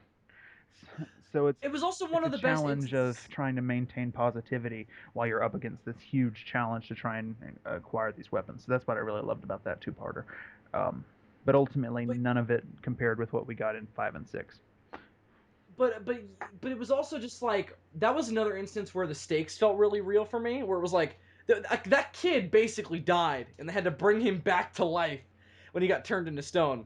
Yeah, So again, it was just an instance of the stakes being made very real. Everything feels like somebody's gonna die if it doesn't get done, which is something you want in a show like this to make it engaging. So that two-parter had lots of that. So I was really about that. Also, want to mention that two-parter because it had an interesting conflict for Dan, who at the beginning of that was like, he and Boy were off doing something, and he was like, "Oh, look at those hot girls, yo, let's go hit on them." And Boy was like, "Nah, Dan, we gotta be focused on being Zyurangers. We shouldn't have our judgment being clouded." And he's like, "Dude, we've been asleep for 170 million years. I'm going to have some fun." And that's in the instance where I was like, these characters are a lot more real than any of the Power Rangers, and they're from 170 million years ago. yeah, And again, I'm sorry for bringing up that comparison again, but that was just another instance where I was like, there's more to this show than Power Rangers. And so I agree with you. That two-part is great as well. The Dora Sphinx one is better, though. yeah. Uh, Amazing monster, very memorable. Has a great yeah. gimmick based off the Sphinx of mythology. He asks you a question. I fucked up. My bad. The Dan thing is in the Dora Sphinx two-parter. Oh, you did fuck up. Anyway, I fucked up bad. Yeah, my bad. The Land of Despair two-parter is a separate thing. If anything, Barza gets more of the focus in that, in terms of like an isolated character because he knows the kid who goes missing. yeah, that's true. I forgot about that, but you're right. Okay, so Dora Sphinx, what makes this episode great is two things. Great monster with a great gimmick. He asks kids questions in like a quiz show format. And if when they get even one wrong, he turns them into a tree, which is bad enough, but he also turns them into a tree in a forest that the government is about to clear cut. So that's bad. Also, Again, stakes. so you have that great villain, and you also have um, the first appearance in the second part of Daijujin. In the first two, in the pilot two-parter, we only got to see uh, um, Tyrannosaurus. We got to see him fight with the Adora Titan, and it was great. It's one of my favorite fights in the series. I don't remember if the other. I think the other Guardian monsters showed up in the Land of Despair two-parter. Did they not? Yeah, they showed up in the second Yeah, part. they showed up, and No, in the first part. In the first part. My bad. okay, they showed up and they helped in the fight against Dora Minotaur. But you never got to see them come together and form Daijujin until this two-parter. Did they form the dinosaur tank before? Yeah, they form Ultimate Dino Mission, as it's called. Right, right. Dinosaur Tank is a thing from Ultra 7. Oh, so they've done Ultimate Dino Mission before, which they don't use nearly as often as you might think, because They use it a lot early on because early on, whenever they become Daijujin, they stay in that mode for a couple minutes and they blast a monster, yeah, and then usually in 2 seconds they're like Daijujin. Yeah, yeah. So anyway, in this episode, they get the crystals and they unlock the ability to come together and form Daijujin. Now, this is one of those moments. If you're a person who grew up on Power Rangers watching this show, this is one of the moments when you cream your pants because you remember the Megazord. That is the one of the main things that you remember from the original Power Rangers. And here you finally get to see his Sentai version on the screen, and he does not disappoint. He is amazing. He is one of the most badass tokusatsu robots in the universe. Love Daijujin. Love his first appearance. love his voice. Love his voice. Love the fact that he's an actual character, unlike the Megazord. And he grabs his sword, which is called Godhorn. Godhorn!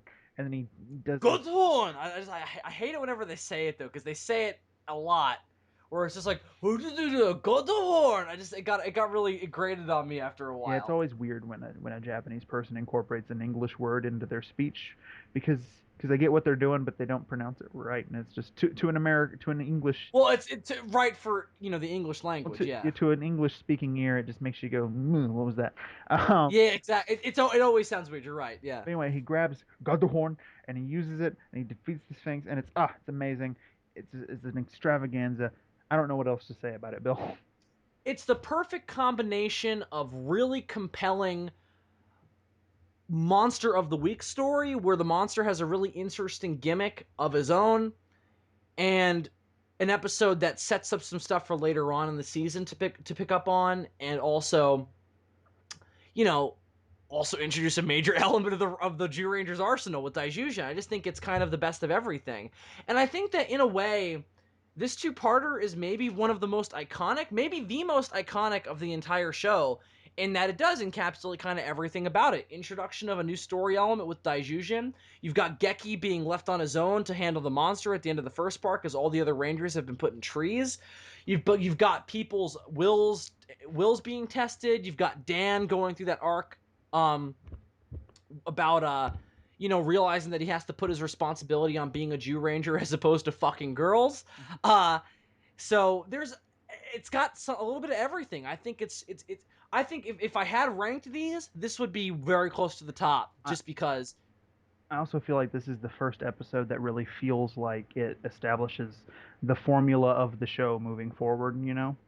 Yeah, I think that's what I like so much Because about it. It's a classic episode. the first four episodes are structured a bit more weirdly, and this is the first time we actually see the formula, and it's before you get sick of it later on and start looking for episodes that break from the formula. But this is the one where they really establish what the formula is moving forward, which is introduce new monster, introduce monster's gimmick, because the monsters in the first four episodes, let's be honest, are just put there by Bandora to stop the Rangers from doing a thing. This is the first time we get a monster who's actively going out and being a villain on his own merits and introducing like a wacky gimmick to ensnare children and get them clear cut in a forest. Um, He's the first monster that we really like to that we find fun to watch and spend time with when he's not punching stuff. he has a Like, it's fun to personality. watch him. Yeah, He exactly. has a And I mean, all the monsters do have personalities. That is nice, but he's not one that's like it's an annoying, obnoxious yeah, personality. It's some of obnoxious. some of the monsters' personalities are like, I want to eat everything. Like Yeah, that's, exactly. that's Dora But they all Thirsty. have a thing. I mean, his whole thing is I want to ask riddles, and that's it. There's no more to it than that. Yeah, Um, I love that though. He's the Riddler of Zyuranger. I love it too. That being said, his riddles are ridiculous, and some of them aren't even riddles. Yeah, Some of them are just fucking questions like, what what does evil triumph over good, or does evil triumph over evil? And Geki's like, well, obviously good triumphs over evil. And he's like, well, obviously evil triumphs over good. It's like, that's not a riddle. That's a debate. Because now I'm gonna turn you into a tree. Yeah, and I mean, he did it to fuck Geki over because he knew that that's an unanswerable question. So he did it on purpose. But a lot of his riddles Oh. are like that, where it's like really abstract shit that doesn't have a specific answer. It's not really a riddle as much as just a do you know this thing? Yeah. And I think that's just because of the fact that this is a show marketed for children, and they wanted to come up with questions for him to ask that weren't too complicated.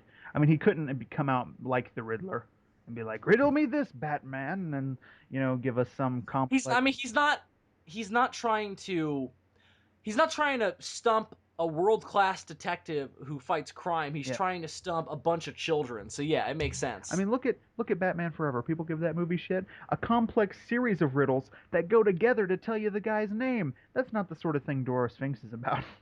No, he's about. So do Here's you a know what a car is? Here's a show question for you. You're right. That is one of the weaker elements, and that's just one of the things that gets chalked up to. We are grown men watching a children's show at the end of it. That is that. Did that hit you at any point really hard, where you were like, "I'm a grown man watching a children's show from the '90s"? Yeah, every time I pop in the DVD, like I said, you pull it up, you pick it up off the shelf, and there's a moment of, what am I doing with my life? Not as bad as like That watching a Showa Gamera movie, but like similar, similar. no, I have that less with Showa Gamera than I did at some points with this. And you know what it was? It was the moment, and it's so fucked because up because I you were fucking exposed loved them. because you were exposed to Showa Gamera as a child, so it's your childhood as opposed to a grown man getting into a children's thing. Yeah, that's exactly. And I think the moments that I had like the most reaction, like I had that kind of reaction to it was like when it was always about like a big moral speech at the end, and Geki was like, "Ah, you can't give up. You gotta be a good person. You gotta clean your teeth right. You know all that shit." And um, reminded me of that rabbit that I see. Remember that rabbit I saw when I was a Yeah, kid that taught me how to clean my teeth right? wash behind your ears, kids. Shit like that. Yeah, exactly. I'm like, nah, I don't need that. But at the same time, I also loved shit like that because it filled me so much with hope and optimism, and it reminded me of being a kid, Hmm. and I loved it. But yeah, it made me go like, what am I doing? I could be watching. I don't know. I Porn. could be I could be jerking off right now. I don't have to be watching Japanese children learn lessons. Well, as an overly pretentious individual, I'm sitting there like, I could be watching the great films right now. I could be watching, Citizen Kane or Casablanca or I'd much rather. Casablanca, I'll watch in a second, but great movie. I would. Great movie, yeah. I love Casablanca. I would much rather watch. I've never seen it in full actually, but I love what I've seen. But I like it better than Citizen Kane though. Was the point of that? Yeah, yeah, I get Uh, what you're saying. It's just, I'm sitting there thinking, I'm an adult. I should be watching, sophisticated things. I should be watching Rashomon right now. Instead, I'm watching Zyuranger. I got a weird hankering for Akira Kurosawa watching this. I think it's the fantasy, like Could be. the medieval fantasy thing in terms of like why I thought that, but Yeah. I do kind I of get like definitely got the urge to pop in some Seven Samurai. I do kind of get a samurai vibe from watching Zyuranger. Very similarly, been watching Die Ranger recently. That makes me want to go pop in a Bruce Lee movie because it's got more of the Chinese martial arts feel to it. Oh, one more thing I wanted to say about the Dora Sphinx two-parter before we move on. Mm-hmm. I love the way that they beat him at the end. They ask him a riddle and they trick him into telling them what his weakness is. The weakness being the little snake on the headband or whatever. I liked it Right. because it wasn't just your typical use the sword to beat the bad guy. It was they actually had to be intelligent about it. They had to ascertain his weakness by beating him at his own game. I liked that. Right. Oh boy, Dylan, this is gonna be a long podcast because we haven't even started talking about Barai yet, and we're almost 3 hours in, If you dude. need to edit down some of our rants, you can. Oh, I think I will. I think I definitely will. All right. So you want to move on then? Yeah, what's your number 6? All right. So again, I'll just go to the standalones I have because Yeah. everything else I have is stuff I know you have on there. Give So me a give we'll me a talk give about me a them. title and I'll tell you if it's Well, on my this is list. the last thing I got. This is the last thing I got before we get into that stuff. Tears of a Subterranean Beast. I know you have that on there because it's a It really good is episode. on my list, yes. All right, let's talk about that now then because it's really It's good. I actually mean, it's really good. I've actually got it at number 4 on my list to tell you how fucking good it is. All right, it's really really good. Um, again, I think it's because of it's similar. We'll abbreviate it because it's similar to what we said before. It's another instance of Bandora manipulates somebody who's not evil into doing something evil to stop Yes, the Jew but it's Rangers, even and more fucked up than that. it's so fucked because Top Pot and Bookback fucking eat the eggs of this goddamn monster that Goda. just woke up Its after name its Goda. name is Goda. It's some sort of it's almost like a Bigfoot, really. It's some sort of legendary creature from this area who's been sleeping underground for years, and it comes to the surface because of an earthquake. That's all the exposition that we have about it. That's all we really By need. the way, I fucking love in this show how they're like, there are so many earthquakes these days. Like, cause there's always an earthquake in every episode. It's true. So anyway, yeah, Totopat and Bookback come across Goda's eggs, and they eat the eggs. They kill her children. And Yep. she shows up. And it's brutal because you like see them do it to their wiping their faces of the Like, yolk oh, and shit. these are so yummy. Mm. It's disgusting. And And then then you see Goda this shows up, poor. and she like chases him away, and then she cries. A monster cries on It's screen. so fucking sad, It's so dude. fucked up. It reminds me of I've told you about that one really fucked up episode of Ultraman 66 where like these children accidentally create a monster and the monster's like totally innocent. It's just doing destruction like because it's so fucking big, so it's just like stepping on stuff and causing like normal collateral damage. And Ultraman has to kill it because that's what he does. And it's a really fucked up episode. Um Yeah. this is sort of similar to that. And then I'm like, This is very similar to I'm like, that. no, And Jew Rangers, don't kill Goda. Because what happens is the Jew Rangers are running like in this ravine that they're standing next to, and then I don't remember if it was Griforza or Bandora, but one of them just points down there and is like, "They're the ones. They ate your eggs. Those guys." And and then she goes after them, and then yeah, and then she attacks them. they have two fights. And that, After the first fight, Bandora like empowers Goda, and like gives him well, no, because Goda sells her soul to Bandora. right and becomes like this much more powerful monster. Did they do a name change? Did they call her Dora Goda after that? I think so because I remember looking for it and then seeing it and be like, oh, okay, there we go. Because I Okay. remember waiting for it. So at Yeah. that point, it becomes Dora Goda. I just love the fact also that this is just a creature from nature. Like this isn't something that Bandora cooked up in her lab.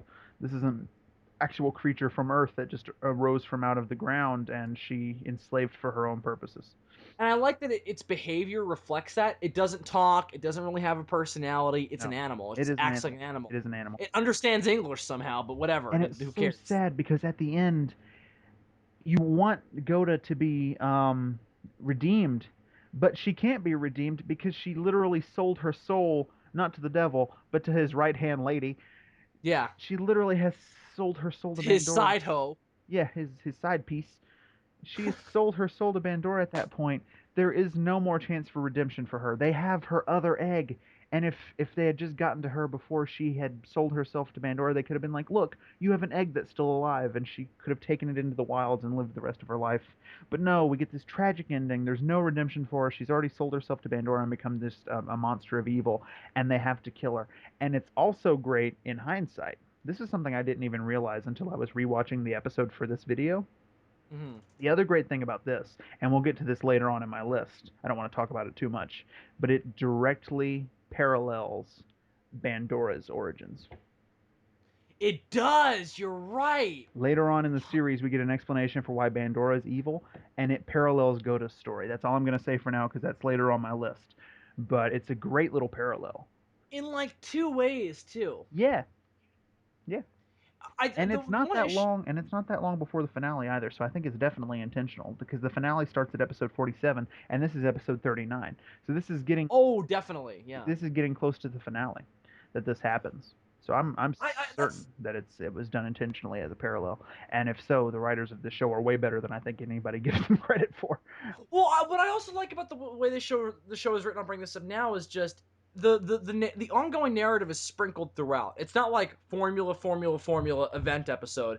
It is kind of, but there's narrative stuff sprinkled throughout those formula episodes. There's stuff Right. going on throughout, I think and I you could like that about definitely it. I think you could definitely do a cut down version of Zyuranger Oh, definitely. where you Yeah. took out some of the purely formula episodes, but I wouldn't be able to do it just by looking at this list and telling you which ones to cut because there is plot stuff sprinkled into random episodes. I would have to go through and rewatch every one and be like, okay, you can cut this one or you cannot cut that one. I Uh, agree. it's just peppered all throughout. So yeah, Tears of a Subterranean Beast is an amazing episode. It would It's make really great. It's Yeah. a great kaiju movie. It's a mini kaiju Yeah. movie. It's amazing. It's Yeah. It's really really good. And the other thing I like about it, the only issue I have with it really is that when Toadpat and Bookback eat the eggs, I thought those were the dinosaur eggs that they've been looking for the whole show Oh, at first. And I was like, okay, that's a major reveal. And then it turns out that's not the case. yeah. But why did they have to make them the same color? Those were I don't know. probably the same fucking props, I too. think they were. I think they just had those props lying around, and then they wrote this episode, and they were like, "Oh, we can use those eggs. No need to build new ones." Um, That was I was really mad at that though because I thought at first that that it was finally being I didn't developed have more. that because I knew that the eggs were off with King Brachion, or whatever. That had slipped my mind, but just even still, pissed me off. Fantastic episode. Everything that we liked about My Master is present in this episode, but even more compelling. Except it's like way more emotionally hard hitting than that. But way more compelling because the thing that happens in My Master is she creates a new lamp and enslaves the guy, and then they wind up getting him back by the end. In this monster loses her children and sells her soul to the devil's side piece, and then has to be struck down tragically. And then the little boy takes the last Goda egg home, where he promises to look after it. And I just want to I want a movie about them. Because he went off and that Goda hatched and they had all kinds of adventures. I'd love to know what Presumably killed millions of people. I would love to know what happened to that fucking kid. Imagine Gamera the Brave, but with this kid and Goda. I'd love that. Or no, you can have that kid team up with the kids who got the dinosaur eggs at the end, I really wish and then have them form a team. I really wish it had hatched in this episode because I would have loved to have seen a little baby Goda. It would have been adorable. Yeah, no, that would have been nice. I don't know. I think it's fantastic. It's definitely. I mean, it's one of the best ones. We put it in our top 10, didn't we? It's in But my number four. My number four. That's like way up there, man. I mean, I waited till now to say it, didn't I? I fucking love that one though. It is one. It's one of the episodes that almost made me cry. It's not the one that got me there though. One of them did. We'll Oh, get there. really? Not Yes, this one. not this This was one. the only one that I came kind of close. I'm not gonna lie. When No. Goda. Oh, you pussy! No, I'm kidding. I'm kidding. I'm kidding. Oh, you just admitted that one of them did make you cry. I'm saying, well, this is the only one that I ever felt like maybe I should be crying. That's what the joke was, Dylan. Yes. Because when Goda cries, you're sitting there like, Yeah, exactly. You're like, oh my god, this is so fucking sad. This mother just had her babies eaten not in front of her, but we saw it happen in front of us, and we're seeing the aftermath of it. It was so sad. yeah, And then the burial at the end too was also very hard hitting. yeah, they buried Goda. I forgot about that. There's like a cross and everything, isn't there? There is a cross, yeah. That really hit me hard as well. But Dylan, let's move on because the three that I have left all are directly tied into each other. So, You only have three left. yeah. You should have more than that left. Because How many? I've only talked about 5 of the entries on my list. What the fuck? All right, what the fuck happened here? You put the multi-parters together though, didn't you? Yes, did you not? I did. That's why this should not be happening. So hang on, I talked about my master. Uh huh. I talked about being small Uh huh. or become small. Hmm. I talked about. The I Dora talked Sphinx about two-parter. That was on your list Dora as well, Sphinx. right? I talked about the Dora Sphinx two-parter. I We talked also about Be Careful of Shaved Ice. be careful of shaved ice, And now and then we just talked about so that's 5. Did I only pick 8? All right, well, whatever. I'm not gonna pick more, only because the ones that I have left are mostly multi-parters. So whatever. You fucked up. So yours is a top 8 list. All right. Well, then I don't know how that happened. I That's guess so we weird. should just move on to my number 6 then. Let's do it. My bad, dude. I'm sorry. Number 6. This is episodes 17 and 18. This is the episodes where Barai wakes up from his 170 million year nap.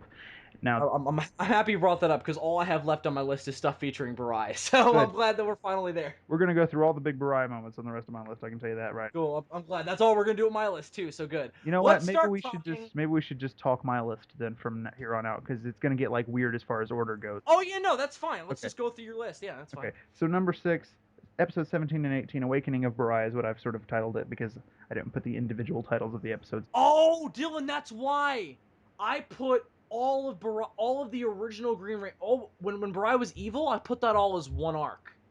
Okay, okay. See, I view those 6 episodes the same way I view the first 6 episodes. It's three. It's a trilogy of two-parters. Fair enough. No, it's fair enough. But this is the first of those two-parters, Awakening of Barai. And by the way, the second two-parter of those three is not on my list. Is it on yours? The second, Yep. what, Those would be episodes 19 and 20. see, I had all the fucking numbers I was including in because I have it listed as the sixth hero arc, and I had all the numbers in there that I was counting. Give me 1 second. I'm gonna pull out the DVDs. I just want to make sure we're both talking about the same thing. Episodes 19 and 20, these are the ones where Bandora enacts her plan to kill Daijujin, and at the end he falls into the magma. I'm counting everything from 17 to 22 as one arc, my friends. Okay, well listen, here's what we're gonna do. 17 and 18 are my number 6 on my list, and then 21 and 22 are my number 5. In the middle there, you can talk about 19 and 20. No, that's fine. That's fine, man. Why don't we just Because my thing whatever. was I didn't. If we bring that up in regard to the other two, that's fine. But yeah, Okay, okay. let's just go on with your Because list. my thing was, again, I viewed that as a trilogy of two-parters, and No, fair enough. Yeah. I kind of saw that second two-parter as the lull. Honestly, I found it to be the most underwhelming of the three, and so I didn't include it on my list. There, I really liked the death of Jaijujin, yeah, but and I really that was liked like, Grifor's but that was like, and I really but that was like one moment out of it was the problem. well, You no, know what I mean? I feel that, but you also got to remember I put this as one arc, so like those little isolated moments like bounced out a lot to me in my head.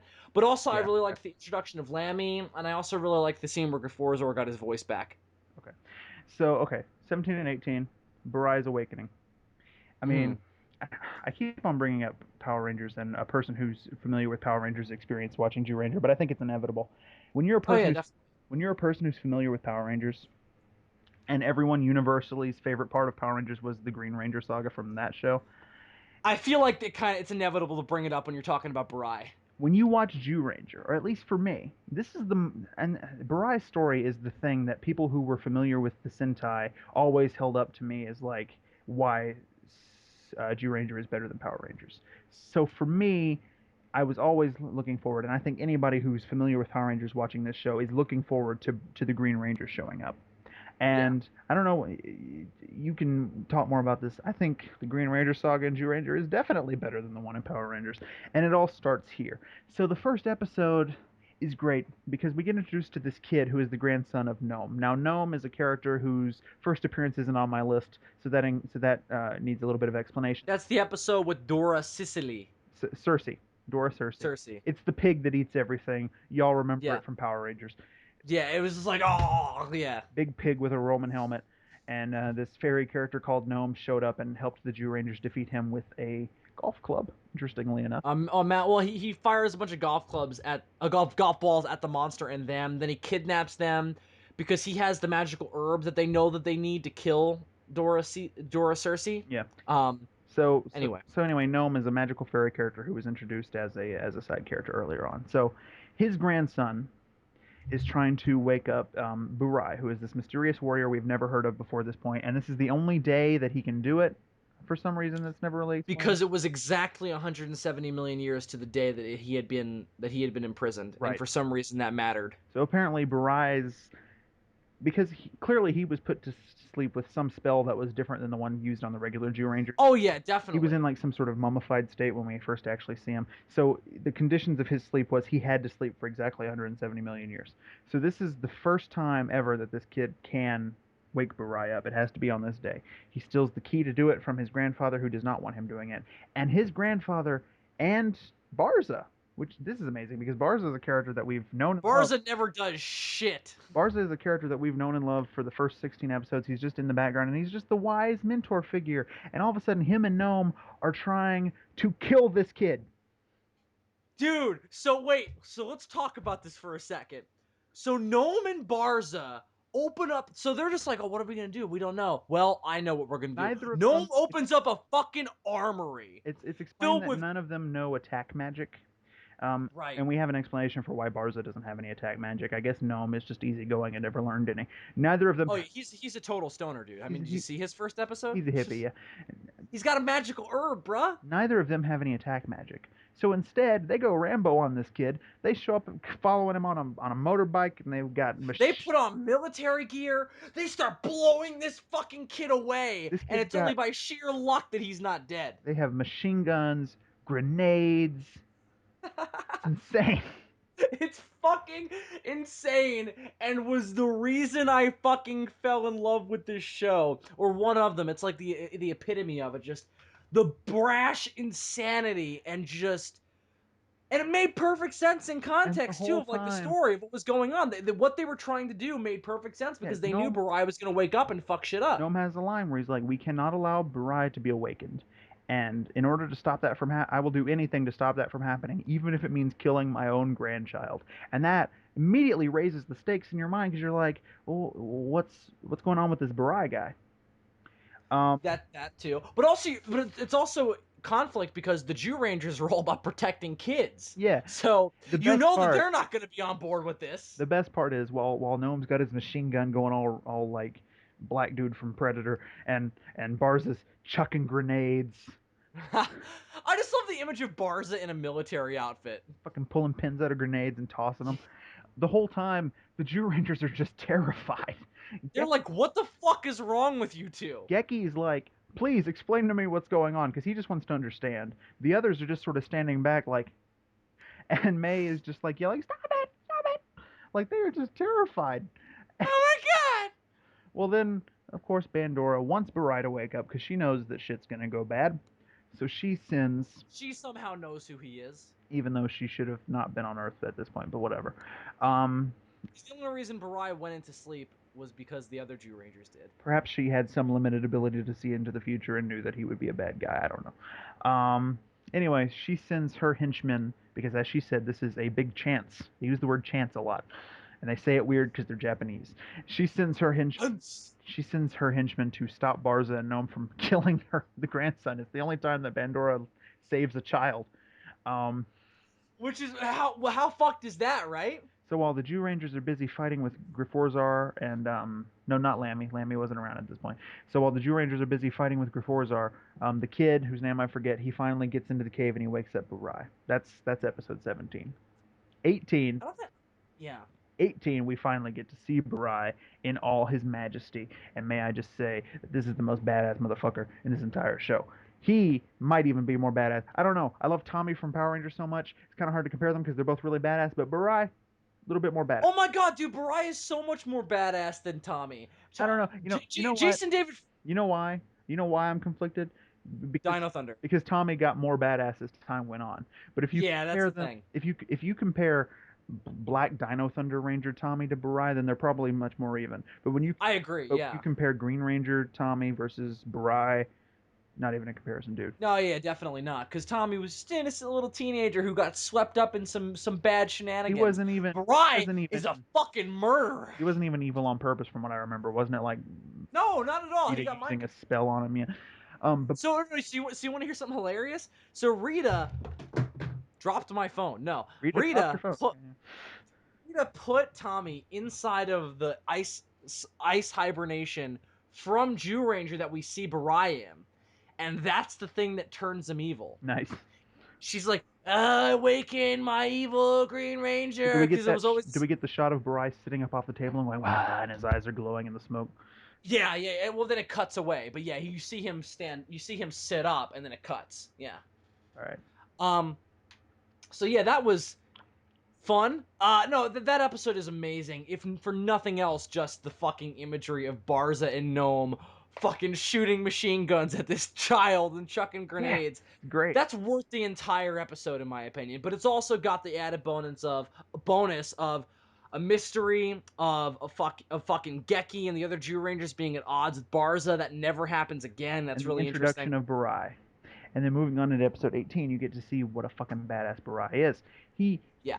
he morphs, and that like amazes everybody because they find out that he's also a Jew Ranger apparently. Except he's got the golden shield, which is badass. He does like a golden Hadouken at one point, or green Hadouken. He jumps up inside Daijujin and is like, "Go to hell, Jew Rangers!" and just like fucks everything up. That's the first thing we see him do is enter the cockpit of Daijujin. Yeah, first time a villain's ever done that. I think the only time a villain ever does that in the show. Yeah, yeah. Enters the cockpit of Daijujin, pretty much tells him. I think he does. I think he says, "Go to hell, Zyuranger," and he like Yeah, he did. That's exactly what he says. fucks the place up. Daijujin's like holding his head, like, "Oh shit," and like he just proceeds to kick their asses before running off into the distance because villains never finish off the Zyurangers when they have the chance. Um, I forget why too. There was a reason for it. He yeah, doesn't just fuck off because he for the dramatic effect. yeah, He was gonna kill him. yeah. I forget why he doesn't I don't though. remember the exact reason myself. Okay, so then we get the exposition where we find out the backstory that Burai is Geki's long lost older brother. That in fact Geki is not, Which blindsides Geki. because he has no idea, because it turns out that Geki is not by he's a prince of his clan. I forget the names of the clans.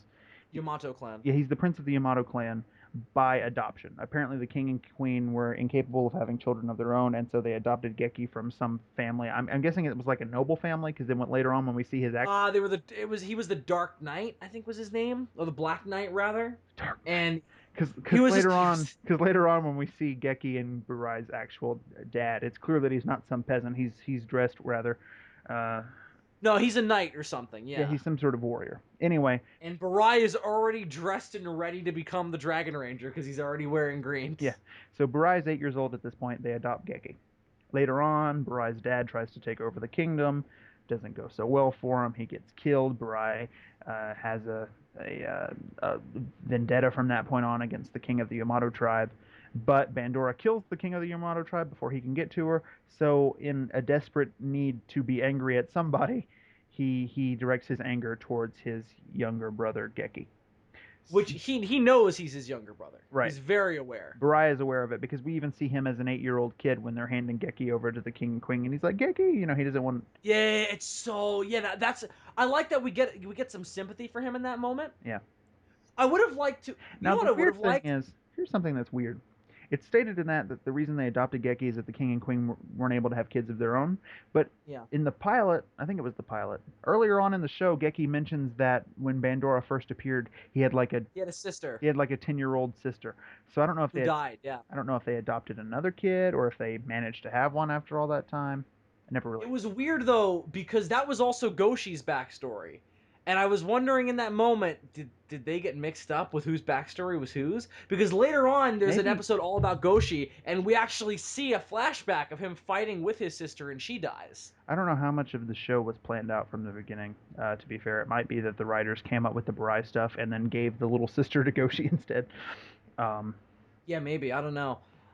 They definitely had no idea about that Geki reveal until that episode, though, because it comes out of nowhere, and it kind of works better because it comes out of nowhere. I think. yeah, Maybe if they would have built it up too much, it would have felt forced. Maybe the Green Ranger saga wouldn't have as much like weight to it because it just happens out of nowhere, just all of a sudden one day. Holy fuck! There's a new Jew Ranger. I think it has an element of power and an element of it's real dire stakes that I really think the that first. It's really the first game changer of the series. It's the I first agree. time that you watch an episode and be like, things are never going to be quite the same again. Even when I they completely. revert to the old formula, something's different now. We have another guy doing things. Um, and in the end, episode 18 is also notable because it's the first time we get to hear Bandora's wonderful theme song as she goes to attempt to enlist Burai in her world domination. Who has already proven himself stronger than her and her fucking monsters. She then helps him to obtain a magical sword called Hellfried, which he will use for the remainder of the arc.